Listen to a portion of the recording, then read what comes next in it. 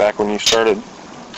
When I started working on cars, you could get a roll of bale wire and a bucket of that grease, real thick, stringy grease, and a pair of pliers and a crescent wrench, and you could take a car any place. My mechanic, he says, I told him he was talking about the job, and what the hell? He says, Lucier, when you were working on cars, they could change a tire without stopping the car, because the tires were mounted on rims. Yeah. Half of them had solid rubber. Yeah. But if you had a problem, they had 4 lug nuts, and you could spin them off and change a tire. It's just half of them cars you had to pick it up and hold it while you're doing it. They weren't that heavy. Yeah, he says you could change a car without a tire on the car without stopping the car. But that's quite an exaggeration. But the thing is, cars were just guaranteed for 90 days at that time. They had a downdraft carburetor, no filters on them. They had no struts, they're all springs. No shocks on half of them. Worked on the springs. But anyhow,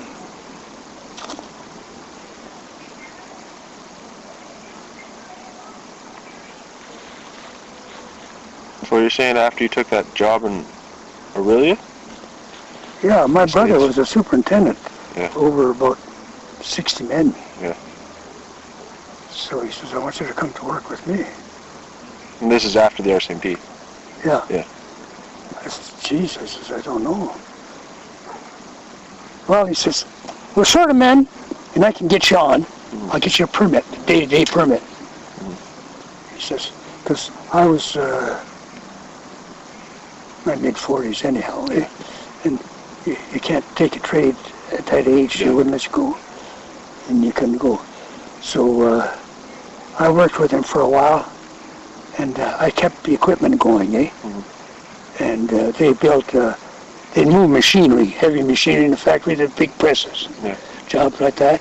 And they do conveyors, that run around the factory, moving stock from one department. And I worked with him for 8 months. And I got him to give me a test, millwright's test, and I passed it. So I got my journeyman's ticket. I worked out there until 70. I had come here, I think, in 70. I retired. And Pat had a bad automobile accident, and he got a $100,000 settlement. So he bought the fun spot, and I bought the motel. I sold my car and my house, and I had some property out there. Took everything and I put it into a motel. And I bought the motel. And I borrowed $50,000 more. Anyhow. And here I am.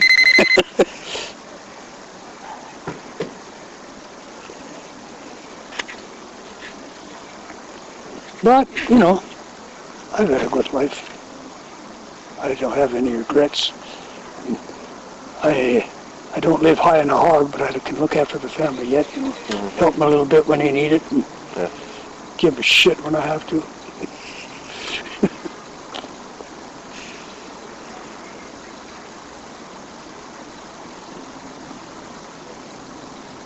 So what about Mim? What did she, like all this time when you're working? She run the motel, and I did maintenance on the park and helped run the park. Pat was the business head of the place, And she worked after that. There's a chambermaid in hotels, You can always get a job, $8 or $10 an hour. She worked at that. And besides that, she was a housewife. She always had a house full of kids. She had these welfare kids, like natives, not necessarily welfare, they were social workers.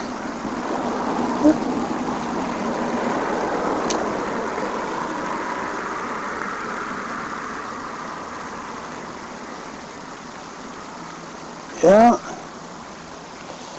And she says, you know, Art, you're my keys to the kingdom of heaven. Anybody can live with you for 65 years. Just got it made. It's not always been bananas and peaches, but whenever we had fights, it was just 2 hits. I'd hit her and she hit the floor.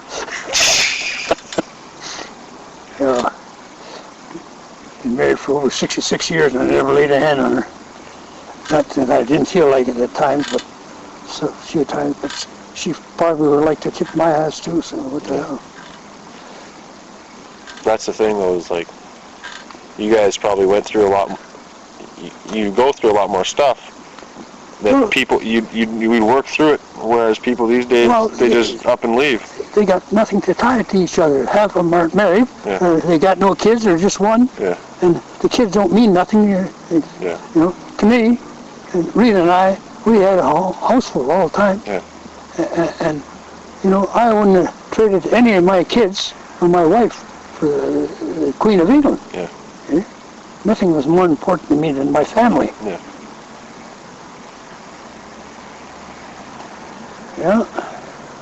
And she was the same way. Mm-hmm. Rita didn't drink, she didn't smoke, she didn't run around. Yeah. So I could put up with the rest of the bullshit. Burning my pots and pans. She burned one again today. Oh. She's a good cook for 65 years. She can afford to be. She was a good cook before I met her. Yeah. When she was in high school, she was taking cooking, and she got a nice prize. I forget what it was, a medal and a certificate. She's the best cook of the class. She bakes a loaf of bread. She could bake bread. She could do pastry and otherwise. But her mother was the same way. Her mother was, she had a bigger family than mine. Yeah. In the same way.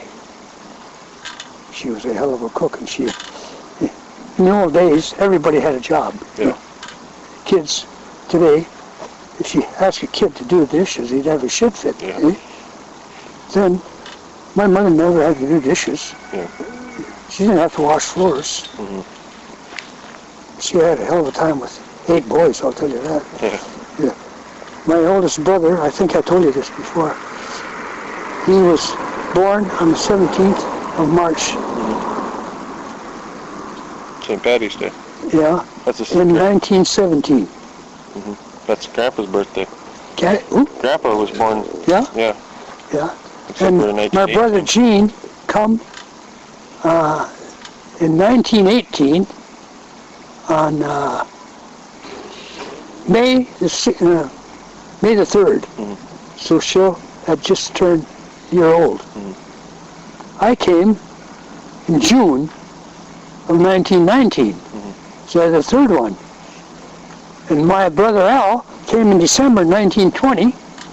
And my brother Ray came, Cheryl was going to be 5 years old in 2 days. Ray was born on the 15th of March, and he's the 5th one before the first one was 5 years old.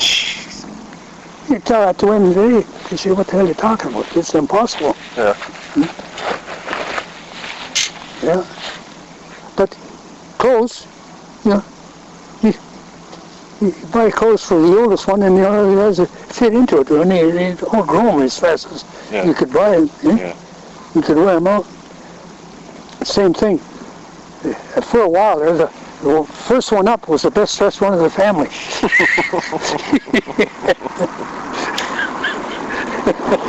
I bet Uncle Paul got most of his own clothes though, because he probably couldn't fit any.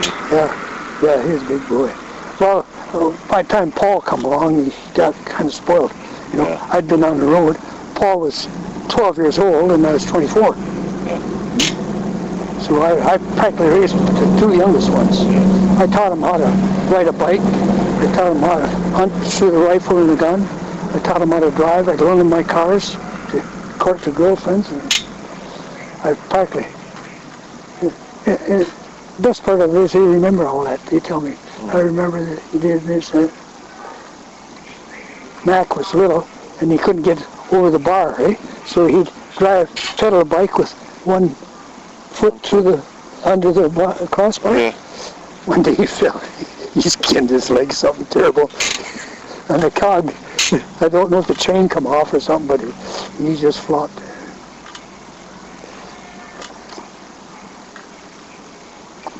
And then I was quite active in sports.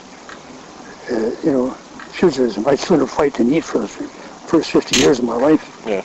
Yeah. I trained Paul till he got out of my category. I put him into a professional boxer. He was professional. He was a challenger for the title. Eh? Yeah. He's a friend of mine. He was the one that worked me over. And when I got so that I could teach Paul no more, I turned him over to Paul Rivard. It was his name. Eh? And Rivard swung him over to right-handed. Paul was a left-hander. He could hit like with his left hand. And when he was 14 or 15 years old, he could really scrap. Anyhow, Rivard took him and trained him to be a left-hander. And his jab, he could, you know, like I said, I fought with Paul, and I blocked every punch with my arms. Every punch he threw for 3 rounds. He says, then I couldn't hold my arms up anymore. I figured, I found out what they were aiming for. I was protecting my face.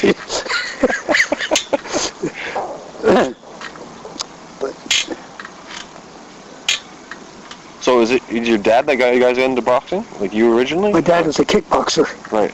Yeah. Yeah, he was no slouch. He was a little man, 5'4". Yeah. Got arms like my thighs. Yeah. He didn't screw around with my dad. He had 8 boys, and he could handle all of them. Yeah. And he'd teach me to fight. My dad always. Yeah. Yeah. I was kind of a pet. He'd teach me to fight. One day, I told you about that Italian kid that was giving me a hard time. It was before I went to school. My dad had a barber shop in Windsor. Anyhow, it was half a mile from the house, in the city.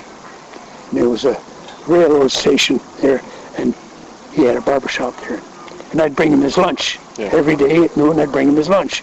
And I was must have been 4 or 5 years old. And there was this Italian kid who was about 6 years old, and he'd bully, you know. He'd chase me and bully me. He threatened punching me out and that, but he couldn't catch me, you know.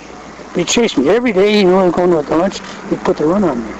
So I'd come in there one time and I was puffing pretty hard. Dad says, "What's the matter with you?" I says, "Vincent Pitnata, he's after me all the time. He wants to fight me and he says he's going to beat me up and that, eh?" "Well," he says, "I'll tell you."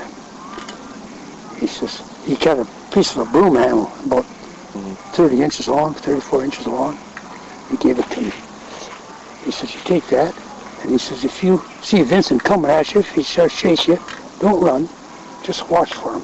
And when he gets close, I want you to hit him on the head as hard as you can. Just beat him for all you can. Don't run from him." So I did. And I hit the kid. And I knocked him out. He's laying in the field. I thought I killed him. I never knew a person could be unconscious without being dead. Yeah. So I come home and I wouldn't talk to my mother. I was hiding in the corner. I thought, expecting the police to come and get me. But he was out just for a few minutes. I never seen him. Well, he didn't bother me after that, I'll tell you that right now. But my dad used to squat in front of me and punches, eh? Yeah. And he just liked boxing and wrestling. But he could be standing in front of you, you get an argument, he could jump up and kick you 2 feet in the face, land back on his feet. And it don't matter if you're 6 footer and he's 5'4". Really? He was a tough little sucker. His brother was about 15 or 16. And he was bigger than my dad. And he gave him a hard time about something. I don't know what the hell it was. I don't know if he challenged my dad or that. My dad grabbed him by the shirt collar. He picked him up off the floor, and bang, bang, bang. Every time he slapped his faces, so the cheek had hit the wall. We let him go. He just dropped on the floor. He says, "You might think you're pretty tough, but it takes a big man," he says, "to beat his dad." There's very few people who can beat their dad. Don't matter who the hell they are.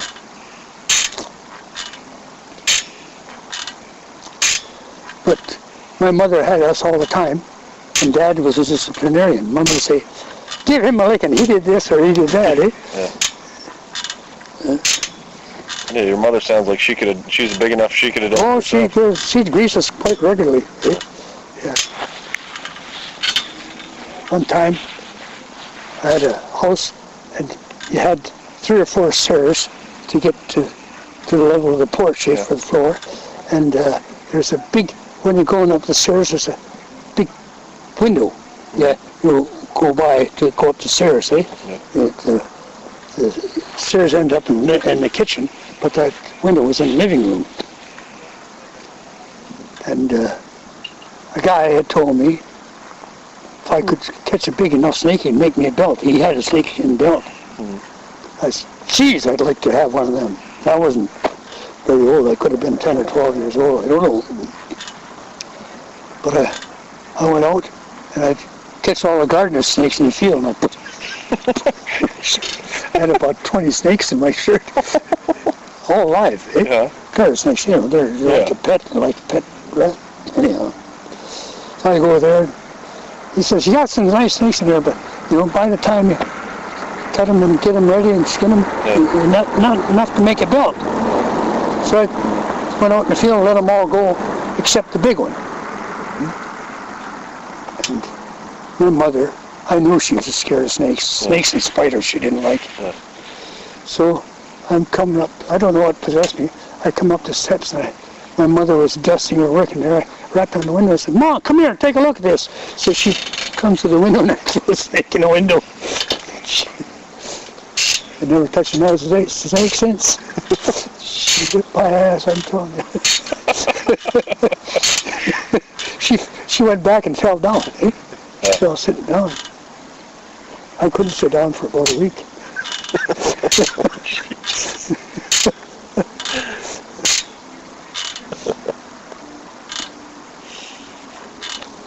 Yeah, my old dad used to teach me how to box and wrestle, and I could lick any of my brothers, often 2 at a time.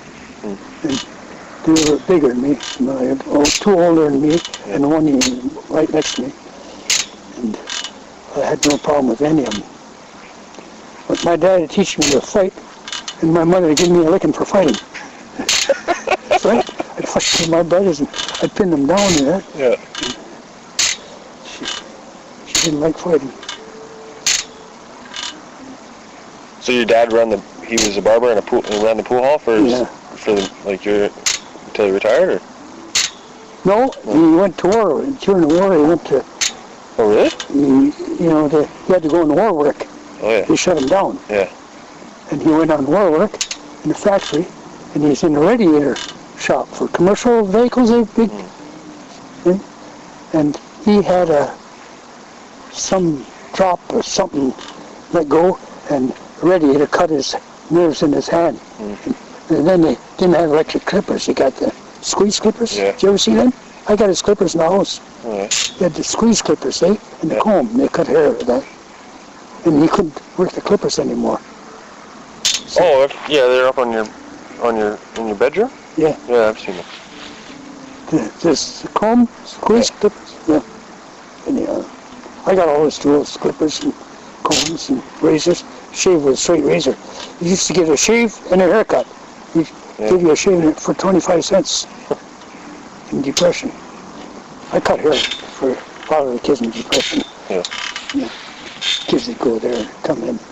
This friend of mine, we were about 17 years old, 16, 17 years old. We decided to go to Detroit for school. So I think for 25 cents, you could see about all-day movies, eh? Yeah. Pretty Boy Floyd and John Dillinger and all that shit. That was the era, eh? And they made the movies of them, the gangsters of the Prohibition. Oh, yeah. You get 2 cowboy shows and 3 of those shows for 20 cents or 25 cents. We spend a day. Anyhow, we were going across here, and we'd been partying the night before. And this guy had a square chin, eh? He's really, his features were square. Not too much. He had hollow cheeks and high cheekbones and a square chin. Anyhow, we decided we're going to go across river, we call it, Detroit. Yeah. He looks in the mirror and he says, "Jeez," he says, "they won't let me across the bridge looking like this, you know." He said, "I gotta have shave." And he lived quite a ways out of, from my place. Well, I said, "Sit down, I'll shave you." He says, "Can you shave me? Can you shave?" Straight razor at that time. I said, "My dad's a barber, isn't he?" He said, "Yeah." Well, I said, "Sit down." I shaved. I used to shave with a straight razor myself. But with him, I'd give him nicks. He'd be talking and shave him and be careful and this, and he had just little nicks, eh? And every time I'd give the nick, I'd put a little paper on it. Yeah. And he didn't know, he couldn't see. He knew, he could feel, he'd say, "Ouch, take it easy." Now. Anyhow. And he gets up, he looks in the mirror, he says, "Cribard, you should give me the death of 1,000 cuts," he says.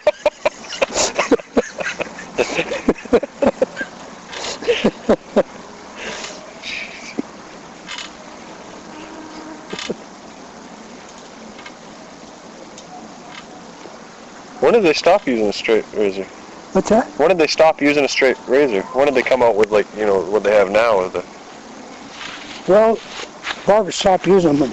This AIDS and heart disease, eh? Yeah. You can't get a shaving barber shop anymore. Yeah. But everybody used to go for, it's 10 cents for a shave and 15 cents for a haircut. Yeah. People that had money in Prohibition, they were rum runners, and there's money in LaSalle at that time. And they'd come and get a shave off my dad and play pool. Right. I used to stand on a chair to play pool. And I wasn't a shark, but I could shoot a pretty fair game pool. I couldn't see over the table. A lot of guys would come in there. I think I told you. I'd play pool with them and they'd beat me, eh? And as a houseman. Yeah. They beat the houseman, they don't pay. Right. It's not very profitable. And I couldn't beat them. My dad would come. My dad, anybody that I beat me, he would always beat him. Eh? He could take him. They have a series of 3 or 5 games, eh? Right. And then he'd be playing with somebody, and somebody beat him. He'd give me his cue, and I was successful in taking people, and I could never beat my dad. People beat him, I could, and people beat me, he could tell, but I couldn't beat my dad. Yeah. But between the two of you, you're a good team. Oh, there's very few people got away without paying, I'll tell you that. Cigarettes were 10 cents a pack. Get a great big bottle of Pepsi Cola. Pepsi Cola come out in the Depression years. They used to have the 6 or 8 ounce bottle of Coke, eh? That was a drink. But Pepsi Cola come out with one twice the size, and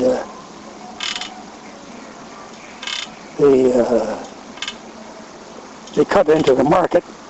And then they start selling for 77 cents instead of a nickel. Everybody went up. They give more. But you could get a 2-liter bottle of beer from Quebec for 25 cents. Now it costs you $3 for a glass. Get a 2-liter bottle, good beer. Yeah. Quebec, they make that beer like all the Americans used to come and get our beer. Yeah. Because our beer is 8 and 9%. Yeah. And theirs was 4 and 5. Yeah. Eh? But that beer from Quebec was like Pass the Sale, it was 12%. Yeah. It's called block and tackle. You know? Drink a bottle, walk a block, tackle anything.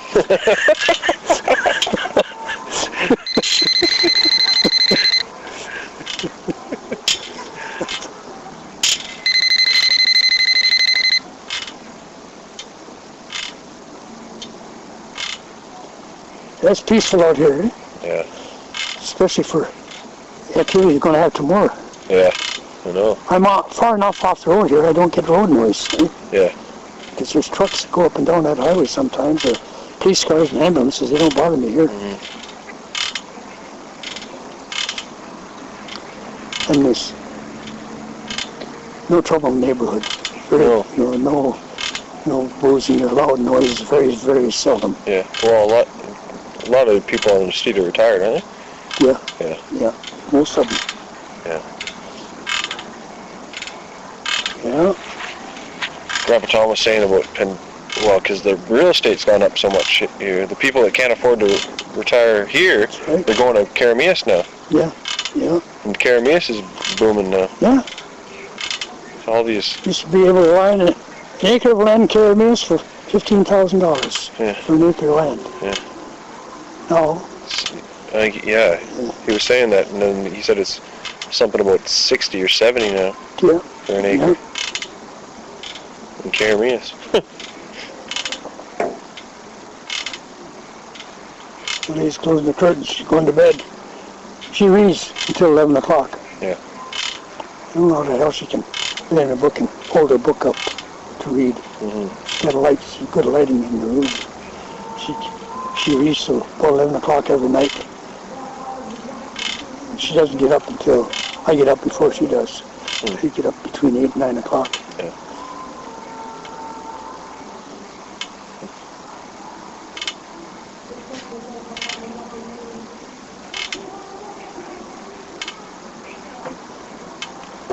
Yeah.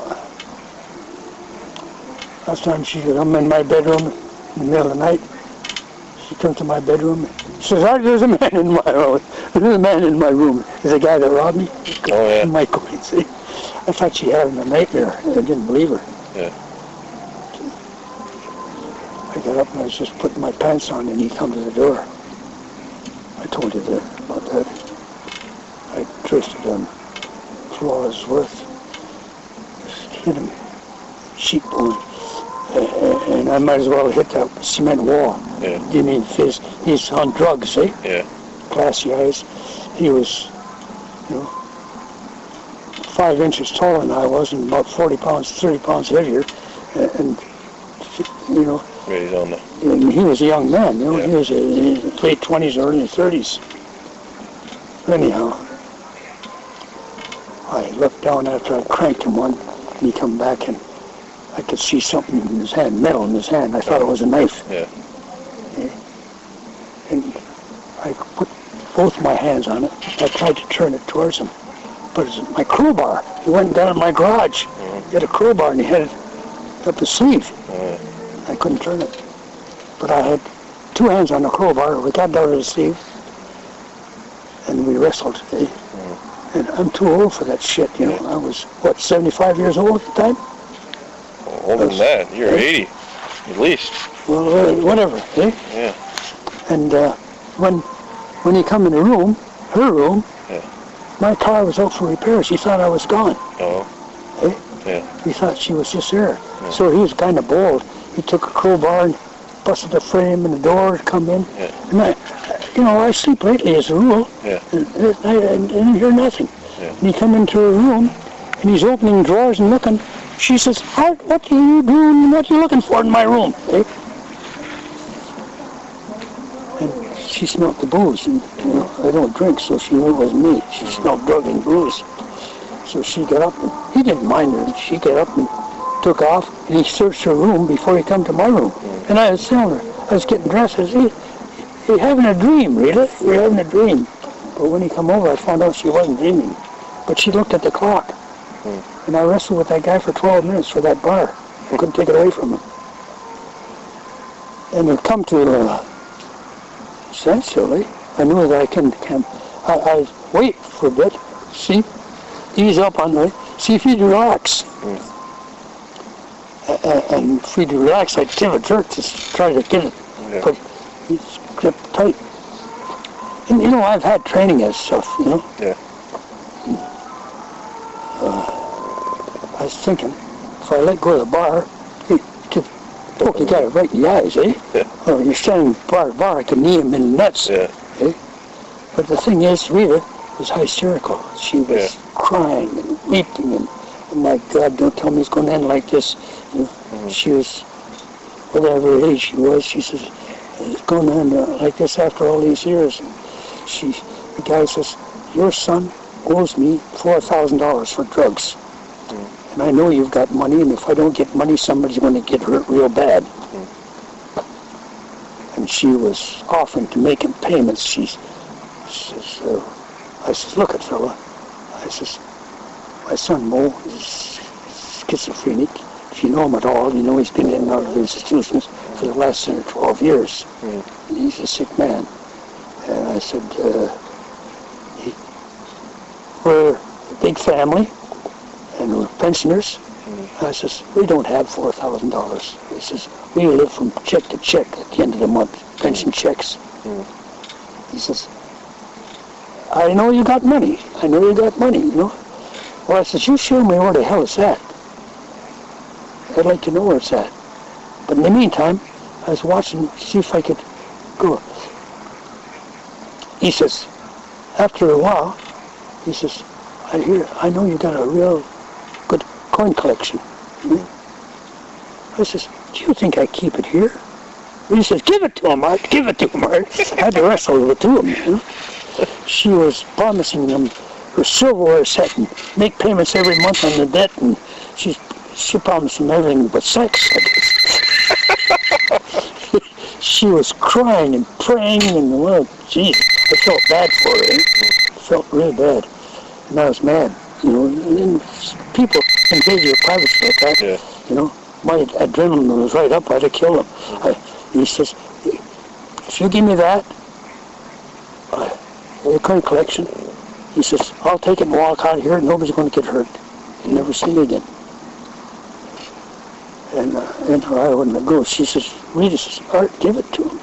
Give it. Says, I had it in the closet in my bedroom, right over his head. Yeah.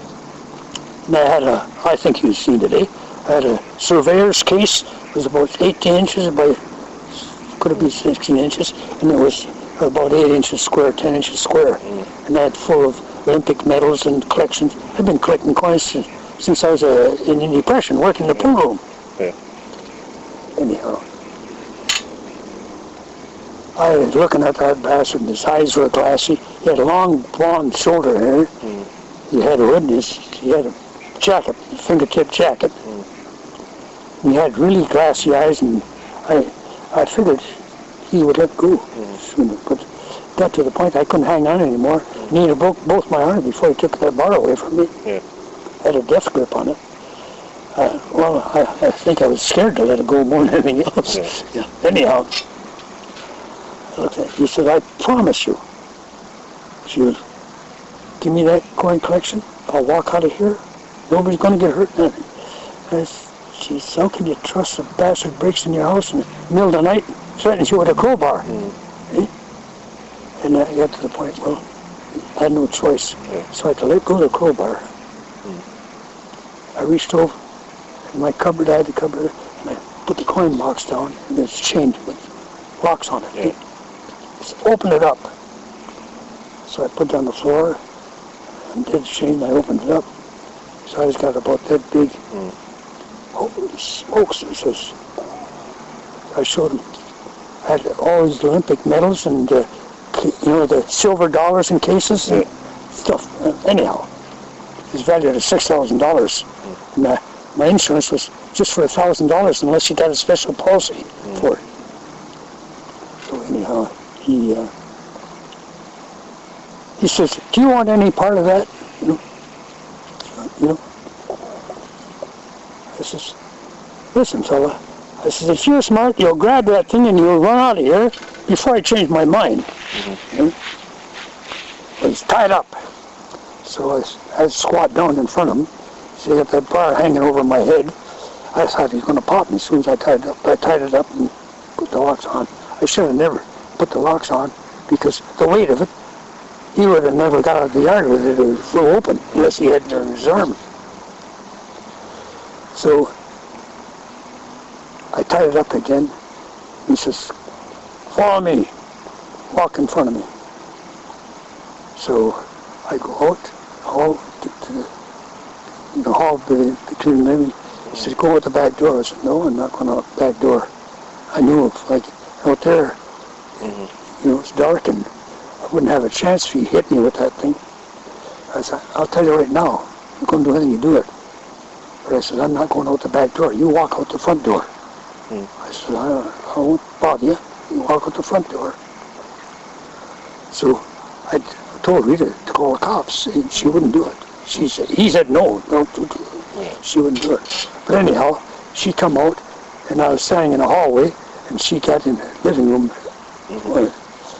and he decided he's going to walk out there. He stood behind me with the crowbar, his hand over my head, and he walks by Rita, and he says, don't worry, lady, everything's going to be all right now. I couldn't hear shit myself. He come out here, I opened the door for him, walked out, walked across the street, took off, walked it. I called the cops, RCMP station, and they got a civilian answering the phone at night, I says, my name is Art Lucier. I live at 242 Nelson Avenue. I've just been robbed. The guy is leaving the house, and I says, he's about 6'2". He's probably 180 pounds, 170 pounds. And he says, he's got long blonde hair, and he's got a blue fingertip jacket. I give him all the information. And I says, he's just walking up the street, Nelson Avenue. He says, is he going east or west? There's no west on Nelson Avenue. It starts at Main Street, and the police station is right there. The other side is Creston. It's not Nelson anymore. And he had me confused. And he says, what is your name? What is the number again? He kept me for about 2 or 3 minutes asking me questions. Crap almighty.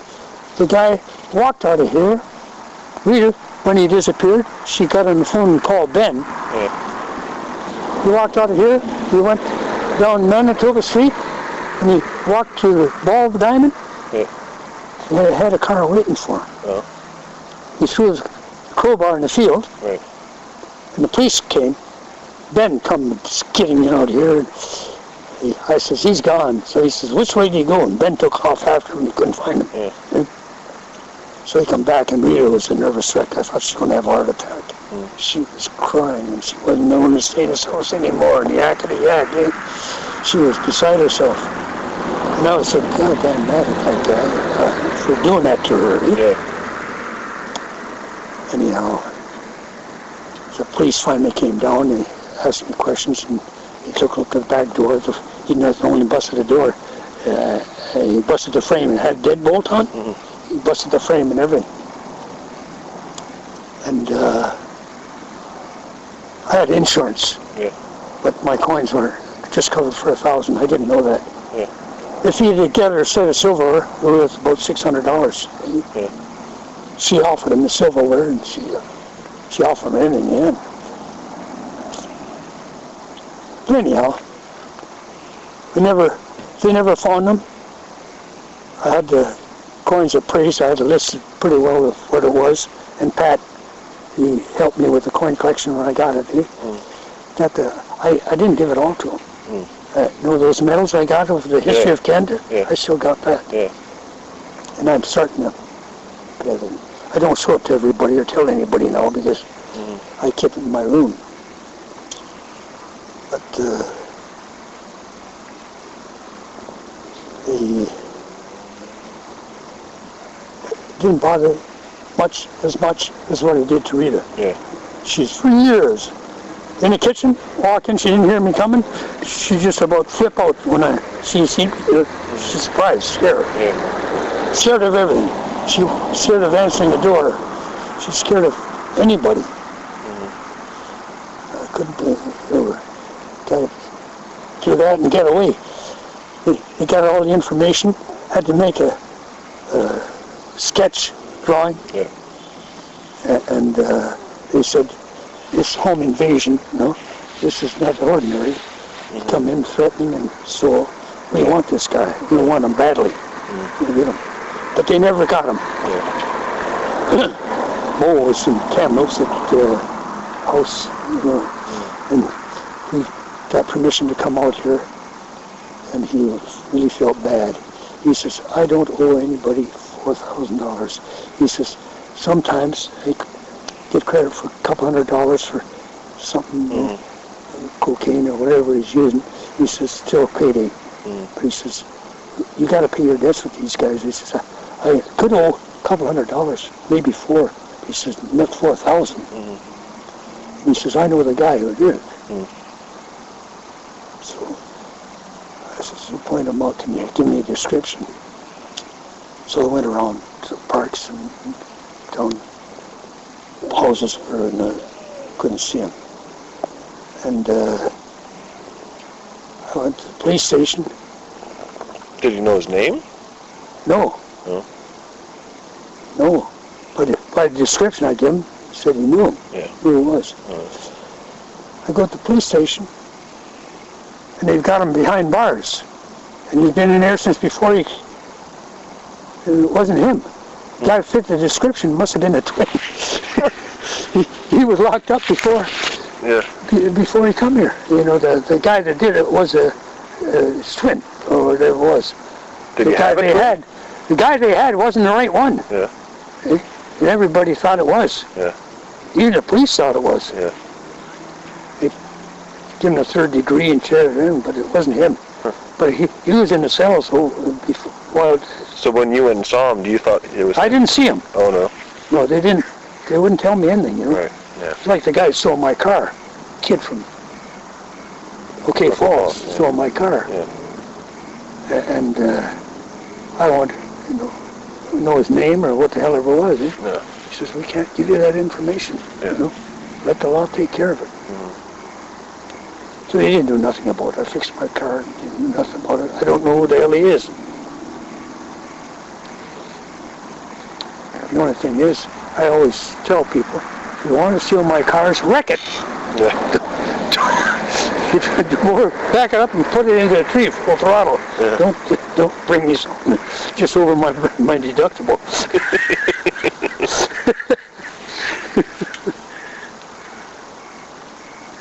So did you have any like really old coins in that collection that you took? Or? Yeah.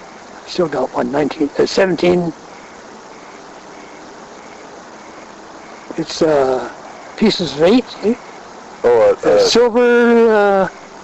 Like the Spanish one, right? Spanish coin. Yeah. It's 1714 or 1713. Yeah. Do you want to see it? I think you're showing it to me. It's the one. Yeah. Oh. It was black with age. Right. Yeah. But those are... I couldn't prove the value. One guy tells me it's worth noodles. Yeah. Another guy says, what the hell? Yeah. The Spanish coins are worth nothing, eh? But is that where the phrase 2 bits came from? Because you'd give him a quarter of the 8? You give him 2 bits of the 8? I don't follow you. You know the phrase 2 bits, like 25 cents? Like a quarter? Oh, no, that was 2 bits was a depression thing. Oh. Shaving a haircut, 2 bits. Oh. Yeah. Yeah.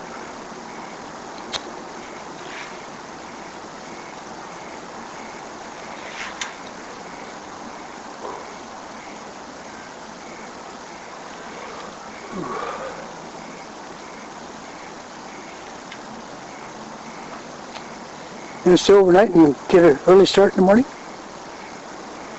What do you mean? You're going to stay overnight, eh? Oh, yeah. Oh, I thought you were going to Wilson's tonight. No, tomorrow night. No, tomorrow night. Oh, yeah. Oh, yeah. No, that's right, too. Yeah, the party's tomorrow. Yeah, the party's tomorrow. Yeah, good. No, I was thinking you're going to be leaving in an hour or so. No. Yeah, okay. I got a good memory. It's just as short. I know what happened 80 years ago, but I don't know what happened yesterday. That's all right. Hearing about the stuff 80 years ago is more fun anyway. That's one thing I miss about Grandpa is him telling me all the war stories. Yeah. Even if he tells me the same thing over and over again, don't mind. Grandma didn't I probably do the same thing. I don't. That's okay. I like your stories. Everybody says you should write a book. You should write a book. I said, who the hell would believe it?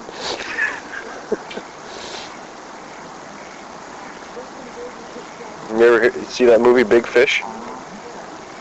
I got the tape. I didn't like it. No? I just put down and I didn't watch it. No. Is it Wanda? No, not Fish Called Wanda.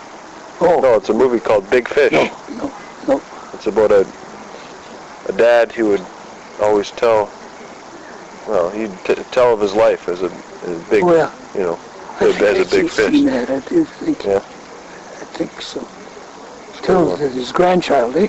Yeah. Yeah. I'll tell you what, tape, if you can get a hold of it.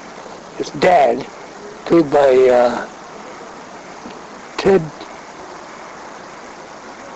Danson?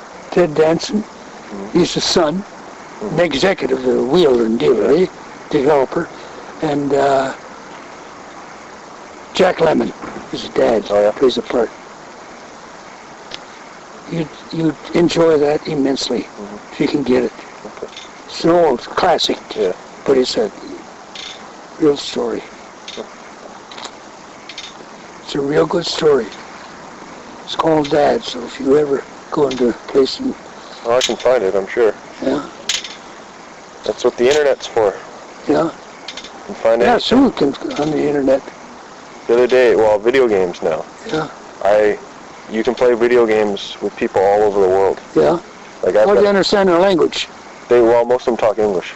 Is that right? Yeah. Like airports. And you got a headset.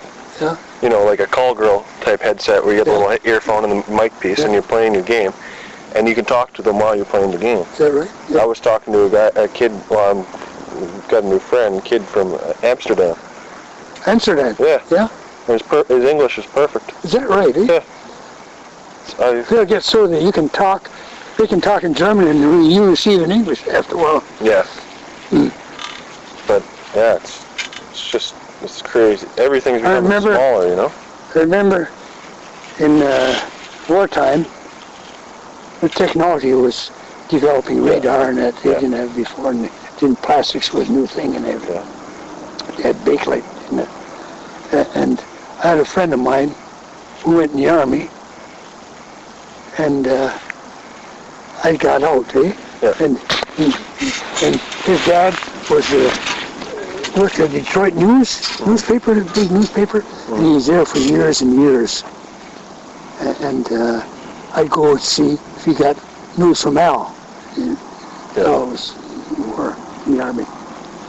And he'd give me the news, and then every now and again, he'd work a late Saturday shift, eh? Yeah. And he'd come across the tunnel at 2 o'clock in the morning, and I'd meet him and drive him to LaSalle, which was 12, 15 miles away. Because there's no buses or no service at night. And I bought the house off of him, my first house off of him. And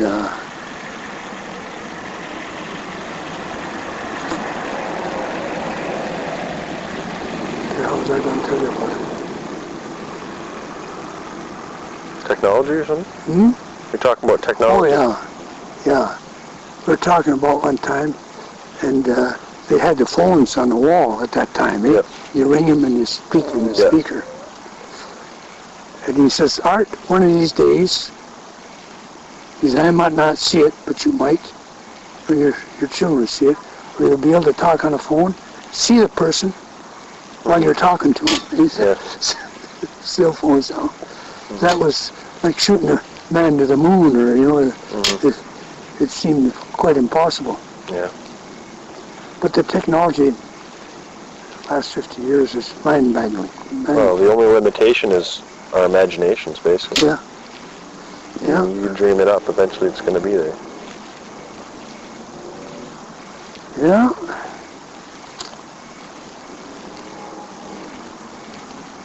I can't imagine living without a flush toilet and toilet paper. You see, the Sears catalogs, newspapers. Yeah. I'd have an awful tender ass today if I was eating that stuff. And go outside the shit. Halloween, it's a big deal. Go to the guy's shit house, see? Every Halloween, that was... The man that had his shit house standing up in the morning is the man that sat in it with a shotgun. Yeah. My dad, I told him that. My dad, he says, they're not going to get my toilet tonight. saying, how come, Barb? What are you going to do? Never mind, they're not going to get my toilet. And he knew the guys. He had the pool room. He knew the guys. Yeah. They tell him they're going to get his toilet. He said, night. Anyhow, after dark, he moved the toilet off the hole. A couple of them come to tip it over and they step in the shit, fall in the hole. I knew the guy. He was older than I was. He beat me up for about 2 days. 2 or 3 times he beat me up. So my old man had him in the shit holes. He didn't tip it. Oh, jeez.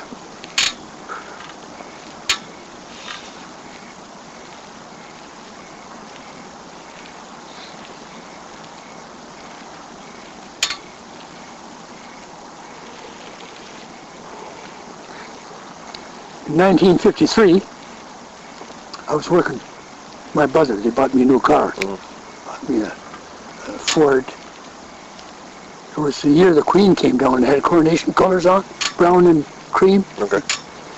And it was, it had overdrive in it, eh? It wasn't, anyhow, I had that car, and I had to go to work to Edmonton. I was working in Edmonton, so I had to be there for about 10 days. So I said to my dad, I says, why don't you pack a grip, come with me, and I'll contact Paul in Whitehorse and have him come to Edmonton, and you two can have a visit and get together and do your thing while I work the area. Be a week or 10 days. So he says, well, I'd like that. So he'd never been, he raised a big family and never been out of the area, he'd never been out of Windsor. Yeah. Well, in those days, the guy that traveled to Chatham, which was 60 miles away, was a traveler, eh? That was really considered something to go to Chatham or London, Ontario. Anyhow, jump in the car. We go to Yukon. I says, do you want to drive? He said, I didn't bring my license. He didn't want to drive, because he never knew what it was to drive in a country in a big city like that, eh? Yeah. Because people say a lot of accidents on the side roads in the country. Anyhow, I took him up there and I got to Edmonton and I called Paul. He said, I just got off of a vacation. Was that sir moving right there? That blimp? No. It's moving. Plane or it's a satellite. Yeah. Anyhow, I get there and Paul says, I just got off of vacation. He says, I've been on a hunting trip. He says, I can't have a chance of getting time off right now. Well, so I got Dad with me. He'd like to spend some time. He says, send him on a plane. I'll pay for a ticket. Send him on a plane. So I said to Dad, Paul, fly out if you want to go. He said, Art, he says, I never flew, and I'm not going to. He says, I'd fly. The only way I could fly if I had my 2 feet on the ground. And there's buses run twice a week. Yeah. And there's not one till, for 3 or 4 days. Yeah. And there's no trains. And the boat with the Skagway, which is, in Alaska, Yukon didn't have a port. So he wanted to see Dad, and Dad wanted to see him, and that's some turd. Paul says, why the hell does he come out here? He says, he can work the territory out here. They never, of course there's no towns either. Right? Yeah. So I jumped in the car Friday night, and I had to go, I was in Edmonton. Well, 1,800 miles, that's what's in kilometers, eh? Yeah. Yeah. Anyhow, I jumped in the car, and I drove Friday evenings and Saturday and Sunday I was in Whitehorse. Just about out of shit fit. And he says, where the hell did you get that car? I said, company bought it for me. He said, yours? I says, yes, my name, insurance, everything. He says, you're not taking it back. That's what they're talking about. He says, they can't get a car like that out here. Yeah. They had traveling, you know. You had to pay for the shipping charges and all that shit, eh? Yeah. He said, I can't buy that car here. I could buy it, but he says, I put out $3,300, some change, cash for the car. Mm-hmm. And he says, I'm going to buy the car off you. I said, the car's not for sale. I need it for work. He said, you can buy another one. You go back and buy another one. He had a 47 Ford, and I had a 53. Yeah. So he says, I'll pay you for it. And he says, you can buy another one when you get back there. So I says, what are you going to do with yours? He says, I'm going to let you sell it. You take it out there and you sell it. As I'll tell you one thing, Paul, I'll give you my car for what I paid for it. You know, I don't have to make any money on it. But I says, your car is worth about $500 out there. I said, whatever I get for it out there is what you're going to get for it. He said, that's fair enough. He says, you're going to be buying out there. So I sold him the car, and I get that 47 Ford. It had a 260 or 279 motor in it. The thing would fly. It literally, you know. Well, the kid that stole my car left a $400 or $500 skateboard. Ben got it for Jordy. Yeah. He's in the back seat when cops picked him up. He had the car towed into the yards here. It cost me $130 to get the car out. Holy God. Anyhow, he took his car. He took Paul's car. took Paul's car, coming down the highway. The brakes came out on me. Oh, jeez. You know, there's ranges between here and Whitehorse. You don't want to drive a car without brakes. Yeah. Now I was in the country, nothing around, no service, no nothing. Yeah. So I got underneath, and I have a wheel cylinder in the back wheel that popped the things out. Oh. So I crawled underneath that sucker, and I cut the pipe and tipped it over, collapsed it. Okay. So I just had three-wheel brakes, but I had brakes until I got to Dawson Creek. And then I wasn't getting the best of mileage on it. Just I get taken up a miss. And the guy in Dawson Creek, he says, you need a carburetor overhaul. He charged about, at that time, it took 3 hours to do it. He charged about $40, I guess, for a mechanic to do your carburetor. So I says, do it. I got a far way to go, and I says, I'll take in the show with something. I had the old man. I didn't have the old man with me. No. I left him out there. Anyhow,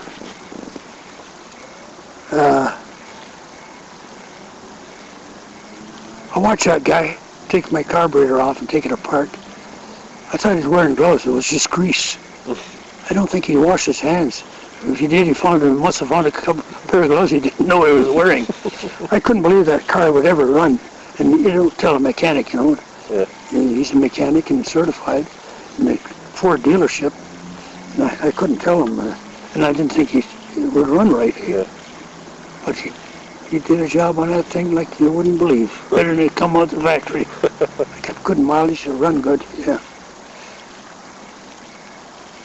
Yeah, I bought it here. I sold it. Forgot what I got for it, but I got a little bit more than I said. And I allowed him for it. And I bought a sedan delivery, you know, like no windows on the side, just driver's window and the other one. Delivery. I bought one of them. It was a good car.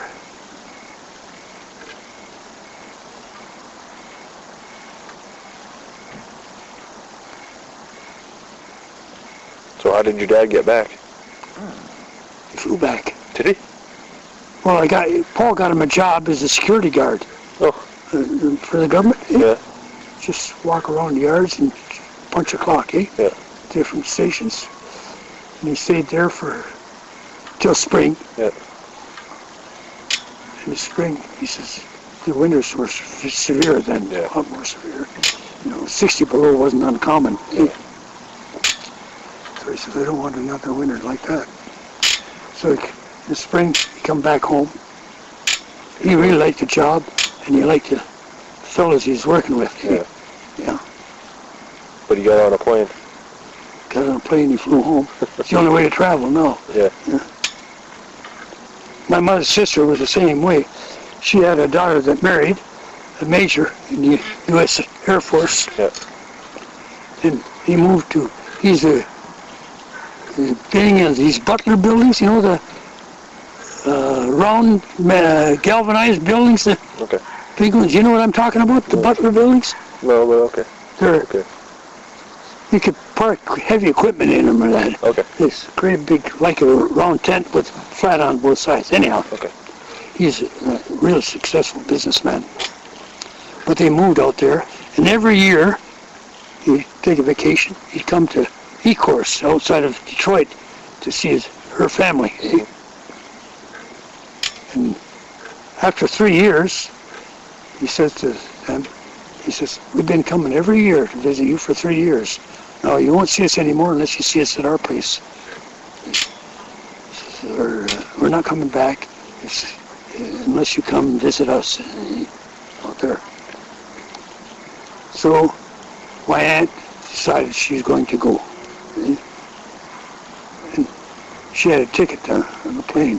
And she's like my dad. Planes made to crash and made to fly. And she made her mind. She thought about me, and she decided she's going to go anyhow. They got a ticket.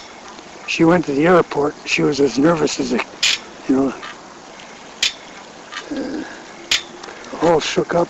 She thought she went to church and confession and mass before she went. She thought she was going to die. She was sure she was going to die. And they get to the airport, and they had to escort her on the plane because she's shook up. But the stewardess was real polite to her. Don't worry, Mrs. Ropp, everything's fine. We fly these every day and yak-a-yak. So they got on the plane, and we got there. They had to wait for about 10 minutes to taxi for an open runway. Okay. And anyhow, after a while, she's saying her rosaries, praying like. After a while, she calls the stewardess over. She says, "I'm sorry to be so much trouble, but I just can't make it. I'm telling you right now, I gotta get off this plane. I can't go." Well, the stewardess says, "You're going to have a hard time getting off because we're just over Chicago right now." The plane had taken off, and she flew from Detroit to Chicago, and the plane was at about, 27,000 feet. She said, "Your wish will come true if you get out now." But she's the same way. Once you flew, Yeah. First plane I took, I was driving to Windsor from Yukon. I had been on small planes, Cessnas and small warplanes, training planes, but I'd never been on a big jet. Yeah. But anyhow, I started driving down the Alaska Highway, and I got the flu, and I got it real bad. By the time I got to Dawson City, Edmonton, I was basket case, So I left my car there, and I took a plane. And it was a jet, and it was 707.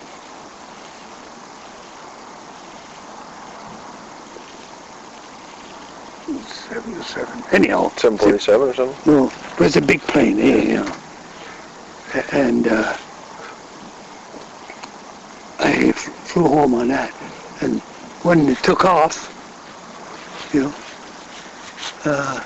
get to cruising place, and he says, "We're traveling at 52,000 feet.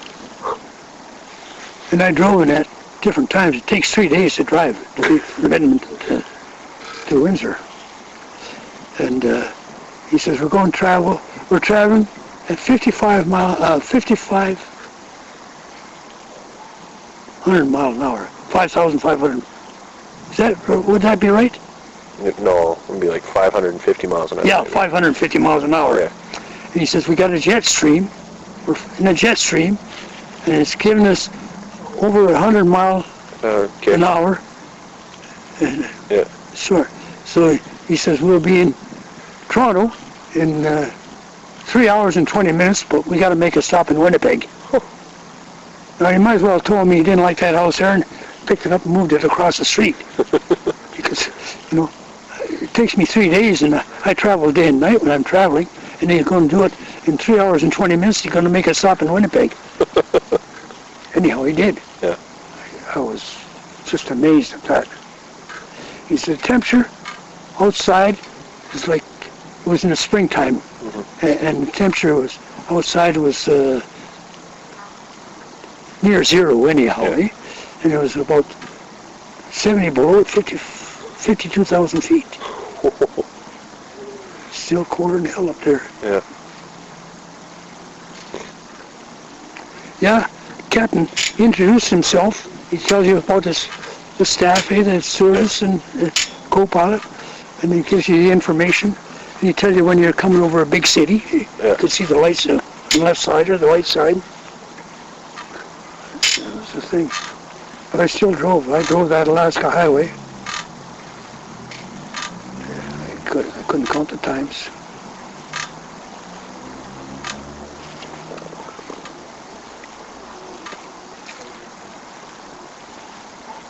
Between jobs, I worked with the highway engineers checking bridges, you know. That highway was built in wartime with the Southern troops, the colored people, Yeah. And they punched a road from Dawson Creek to, they had two teams from Anchorage, Alaska to the border, Canadian border, yeah. And Dawson Creek, it was 1,200 miles, miles in it, it was not 1,200 miles, 1,240 miles to the Alaska border. Yeah. And they punched that road in 9 months. So, swamps and everything else, and they come to a swamp and they go around it, Yeah. And there's a lot of curves and twists and mud holes, and you travel that highway, you had to check in at the town, last town, because you could be over 100 miles from the next one. No service and nothing. Yeah. And you had to check in, and you had the estimated time of arrival, and if you weren't there, they'd come out looking for you. Oh, yeah. Yeah. But they did that. But the road was snaky and windy, real smooth stretch of road in the valley, and roads like that. I says, what the hell's the score? Well, he says, we don't have time to fix the road properly. You know, we go around it.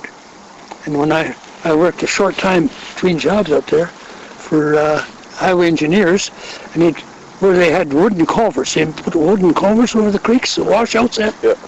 And they put the big metal culverts, the great big metal culverts in there, and they fix it up, and they dig the road down 4 feet to the permafrost.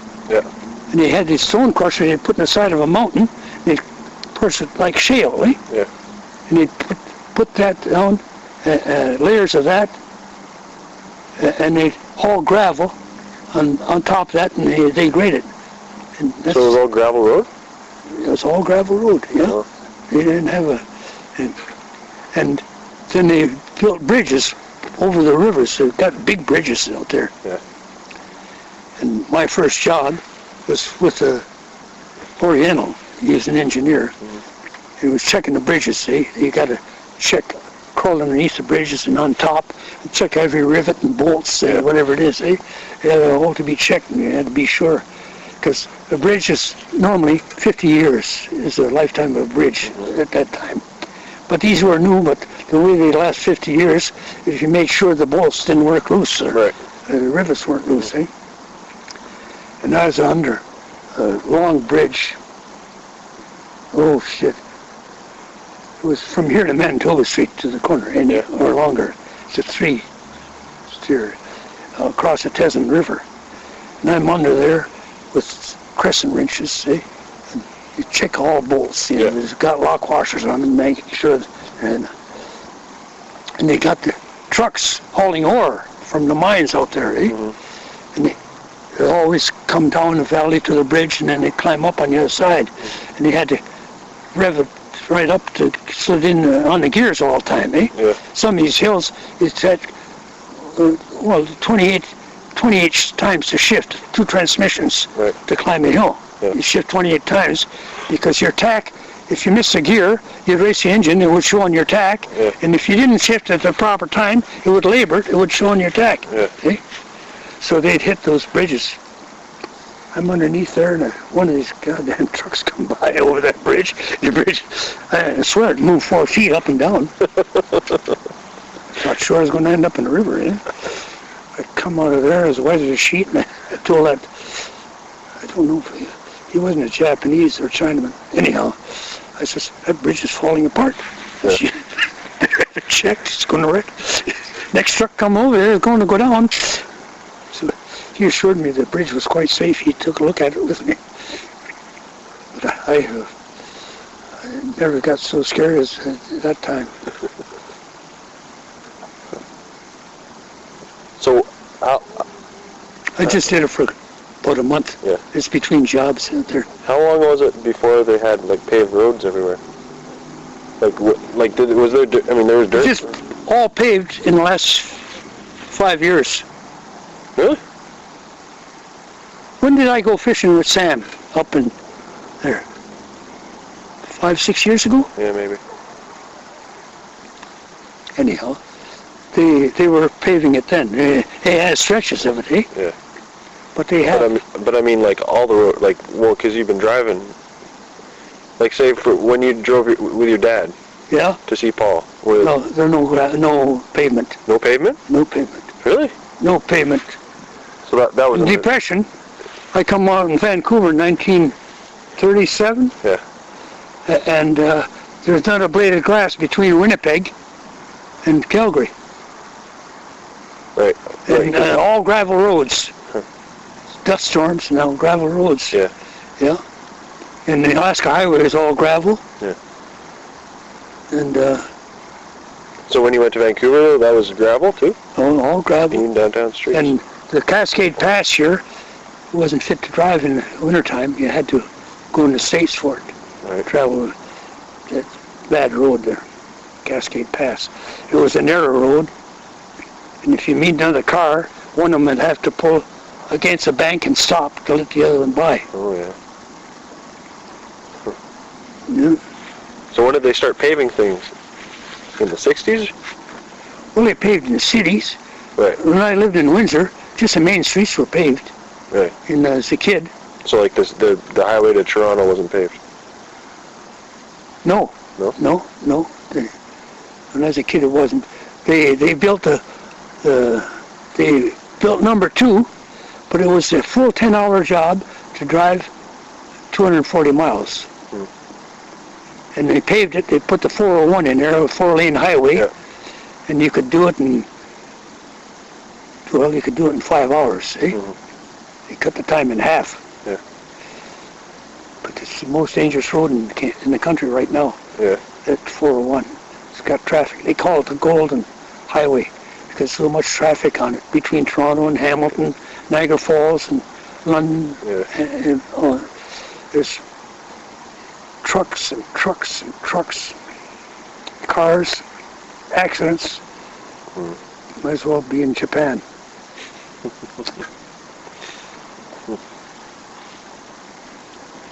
So when did they pave, well, obviously when you came here in the 70s, the whole Princeton was paved, right?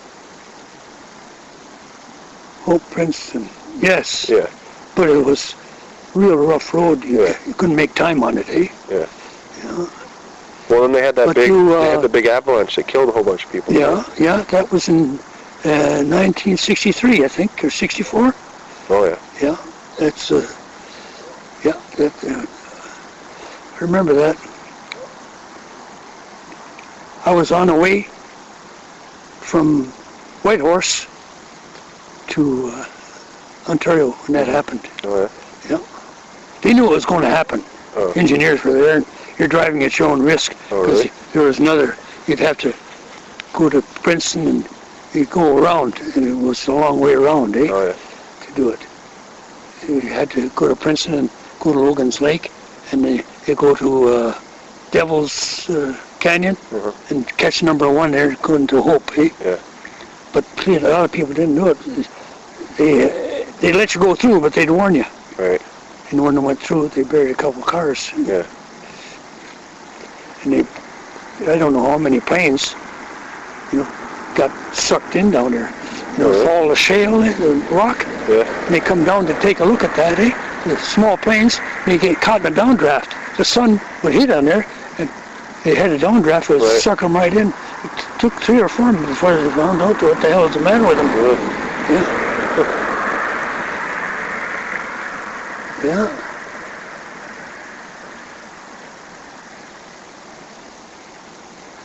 Yeah.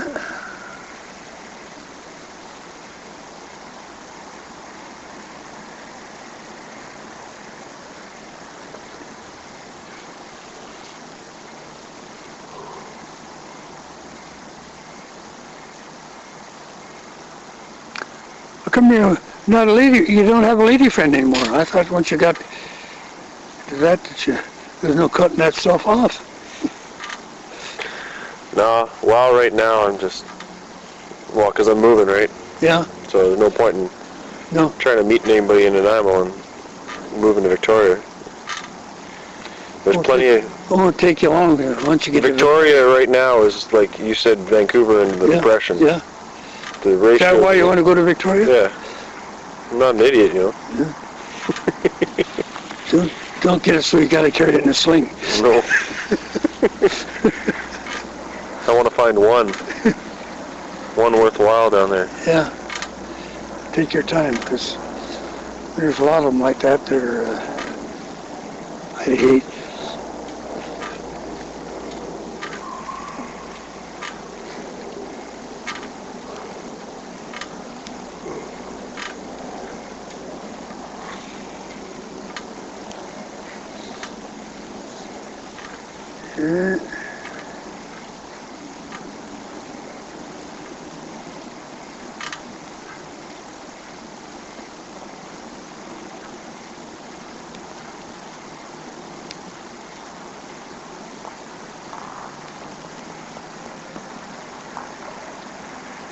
It's going to be a busy one tomorrow, eh? They got these roads blocked off, but there was a traffic light, eh? And they got some people where the traffic gets heavy, they'll...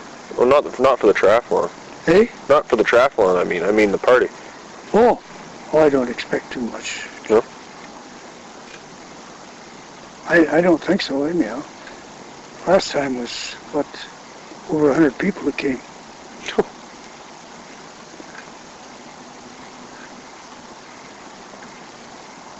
I don't think it'll be that many.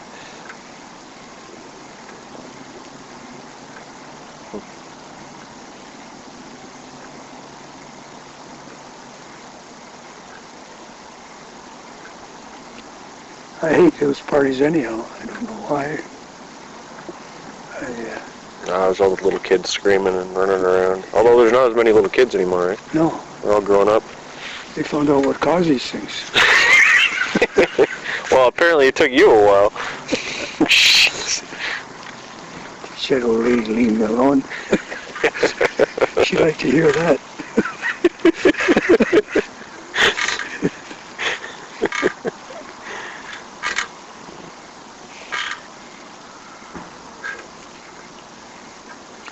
There's one thing about the valley.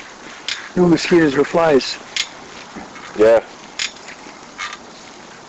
Not that many, that's for sure. Yeah, they're scarce as hell. On the coast, they're everywhere because of the moisture. I hate mosquitoes. Yeah. One thing I hate more than mosquitoes, 2 of them. I got moss in the house. Oh, really? I don't know, it's just a little wee moss. Going after your clothes. No, not that. No, I don't know where the hell I got a cupboard in the kitchen, one of the lower shelves. They seem to come from there. How the hell they get in there, what it is. But Rita's tell me that she found out that's where they breed from, so I'm going to spray it.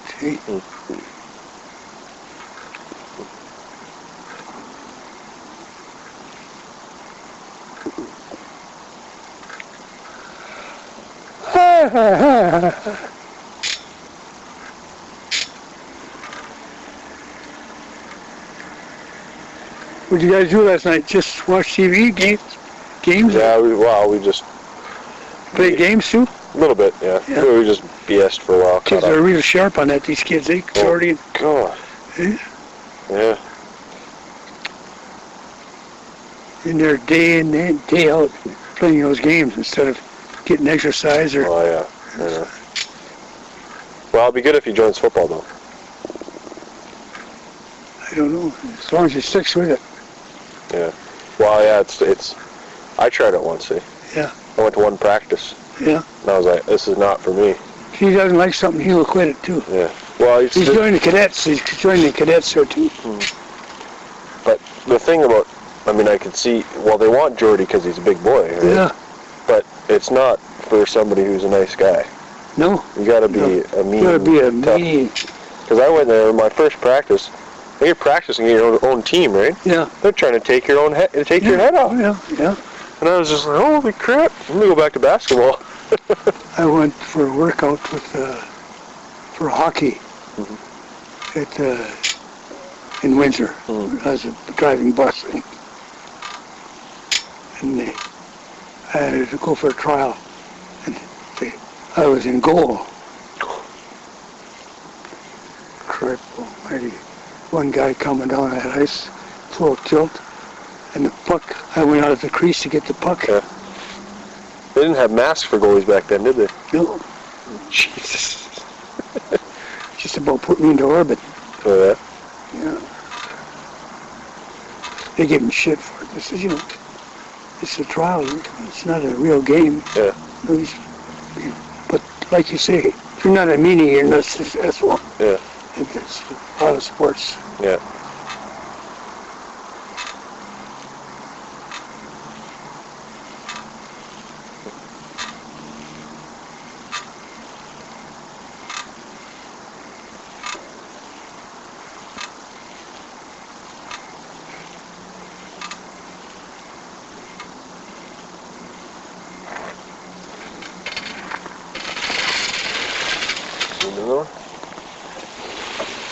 These satellites, they make a round trip around the world. In how much time? I don't know. Not very long, though. Is it 90 minutes? Oh, no. No? More than that. Probably a couple hours or so. Must be. Well, it's a big place. Yeah, it's 25,000 miles around the world. Yeah, there you go. At the equator. Yeah. It's 250,000 miles to the moon. Did you know that? No. 250,000? Yeah. It's only 25,000 miles around the world? Yeah. At the equator. 10 times as much to get to the moon. Yeah.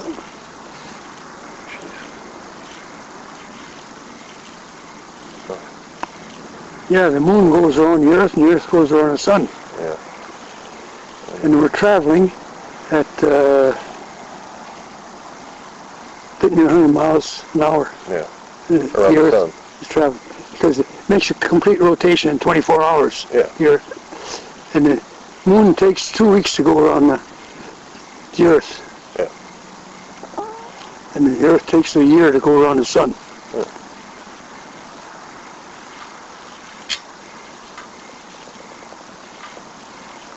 Of course, you could be telling me all this. You know more about it than I do. You should, anyhow. Yeah. But I was in Yuma, and there's about 6 people there, and they got a discussion. And nobody knew that the moon goes around the Earth, Really? and the Earth goes around the sun. What? And they couldn't. You know, that Dick, who's supposed to be an educated man, well, you know, he kept taking courses, see? And he was in the Army, career soldier, right? And I asked him a question about it. And I says, it takes 2 weeks for the Earth to go around the moon. Is that right, Dick? I think it's 28 days, eh? He said, I don't know. I said, what the hell? Well, I said, the Earth is 25,000 miles around, goes around every 24 hours. He's traveling at about 100 miles an hour, just under 100 miles an hour there. He says, I don't know. People take interest in it, you know. Well, it wasn't too long ago that everybody thought the world was flat. Yeah, yeah. Not that long ago at all, in relative terms.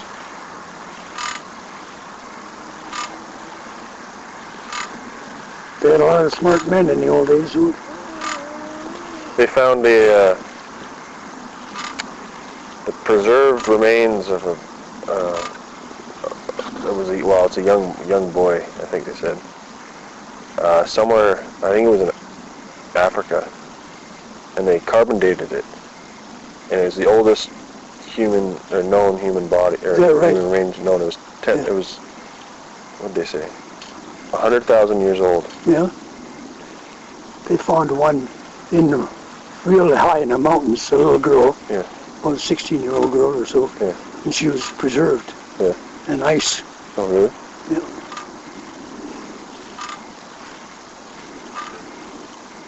Makes you wonder. Yeah. I have a nephew.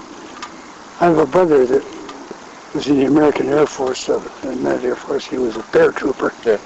And he went to Alaska, and he went, first of all, there. And he died out there from bone marrow disease. Oh, yeah. Died in 62. I was in the force at the time. Anyhow, this boy, he had 2 boys, and he had a daughter while he was dying. He was in the hospital. I went down there. I got time off from the force, and I went down there, and they told him he had multiple myeloma. I never heard of the word before. And he was dying, and he had 3 months to live. 3 months and 7 days is what he lasted. But he had 3 small children. One a babe in arms, and one was about 8 or 9, and the one was about 7. And the one was 7 years old. He had a real high IQ, and he took an engineer's course.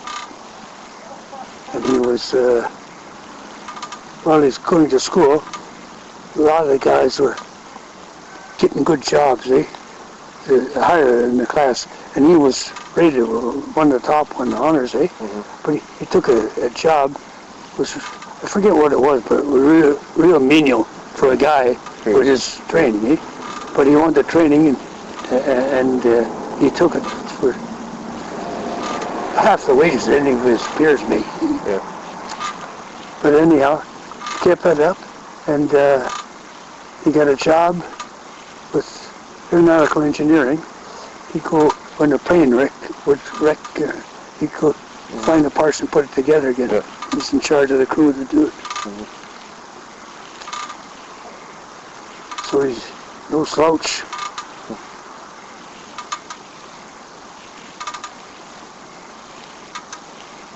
His older brother went to work for the city. He's in Fort Nelson right now. He must be retiring pretty soon because he's at that age. But he worked for the city for years and years. Great big husky. Looks like he was a football player. He loved hunting, all sports, hunting, fishing. When he was about 10 years old, my brother took him northern Ontario to a fish camp. There's a dock out there. and he was fishing off the end of the dock. The kid was. And he fell in. And he come up and he grabbed the pole. He was hollering. He started to scream and holler. And my brother and his friend could hear him screaming, but they couldn't see him. They didn't know where the hell he was at. Yeah. So anyhow, his friend found him and they pulled him out. And he says, I fell in and I was calling you. You didn't come. He said, I could hear you calling, but I didn't know where you were. Well, he says, you should have come. I was calling you. I was in trouble. Eh? Well, he says, he pulled you out. Yeah. But he says, I wasn't calling him. I was calling you.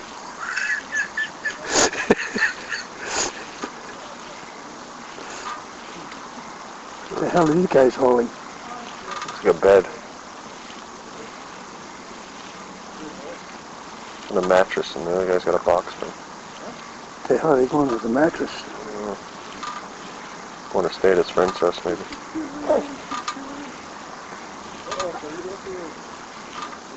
Must want a ringside seat someplace.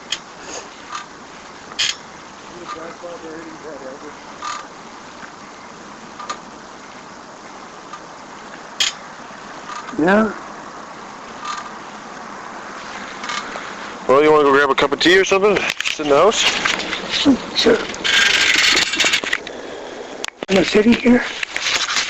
Let's see, just Panama City in there? Oh, down here. That's Mexico. No, there's two. But there's one in there on the Mexican Panhandle. Right? Should be there. There's Pensacola. Pensacola, Florida? Mm-hmm. That's Florida. Next one over, what's that? Alabama? This one says New Orleans. You got the states privately in here? Probably, yeah. I imagine.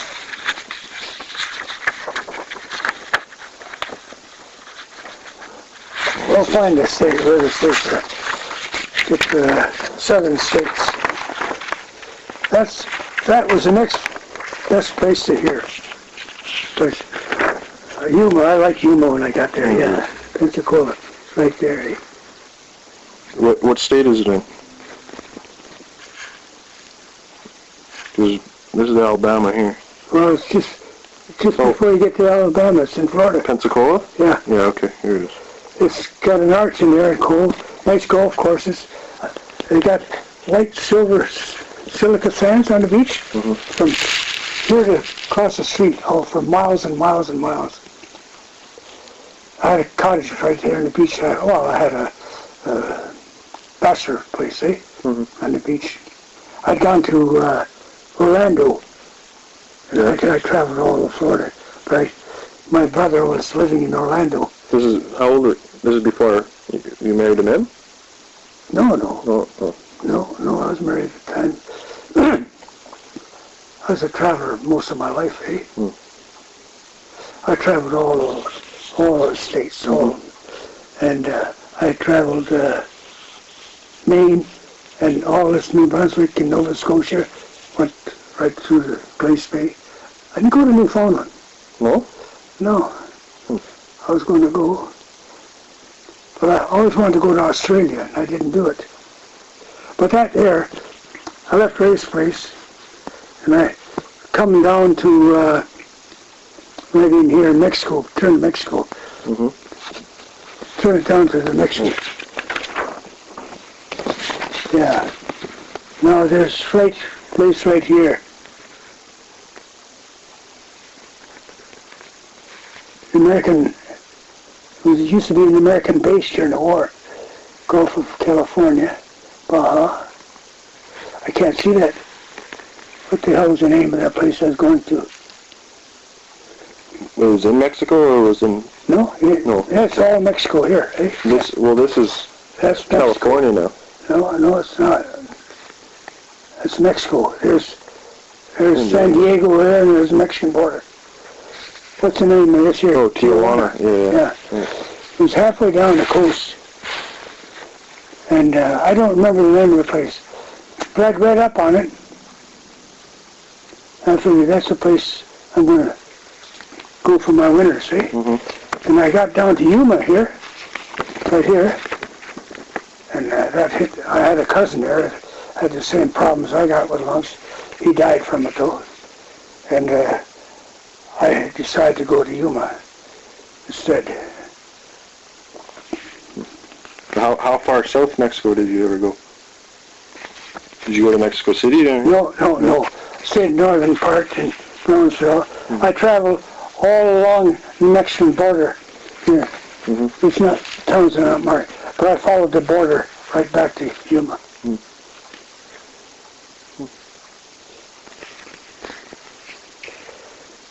It was all Mexico one time. People down there, they're all Mexicans living in that there. Oh yeah. They all tried to get across the border to come to the States.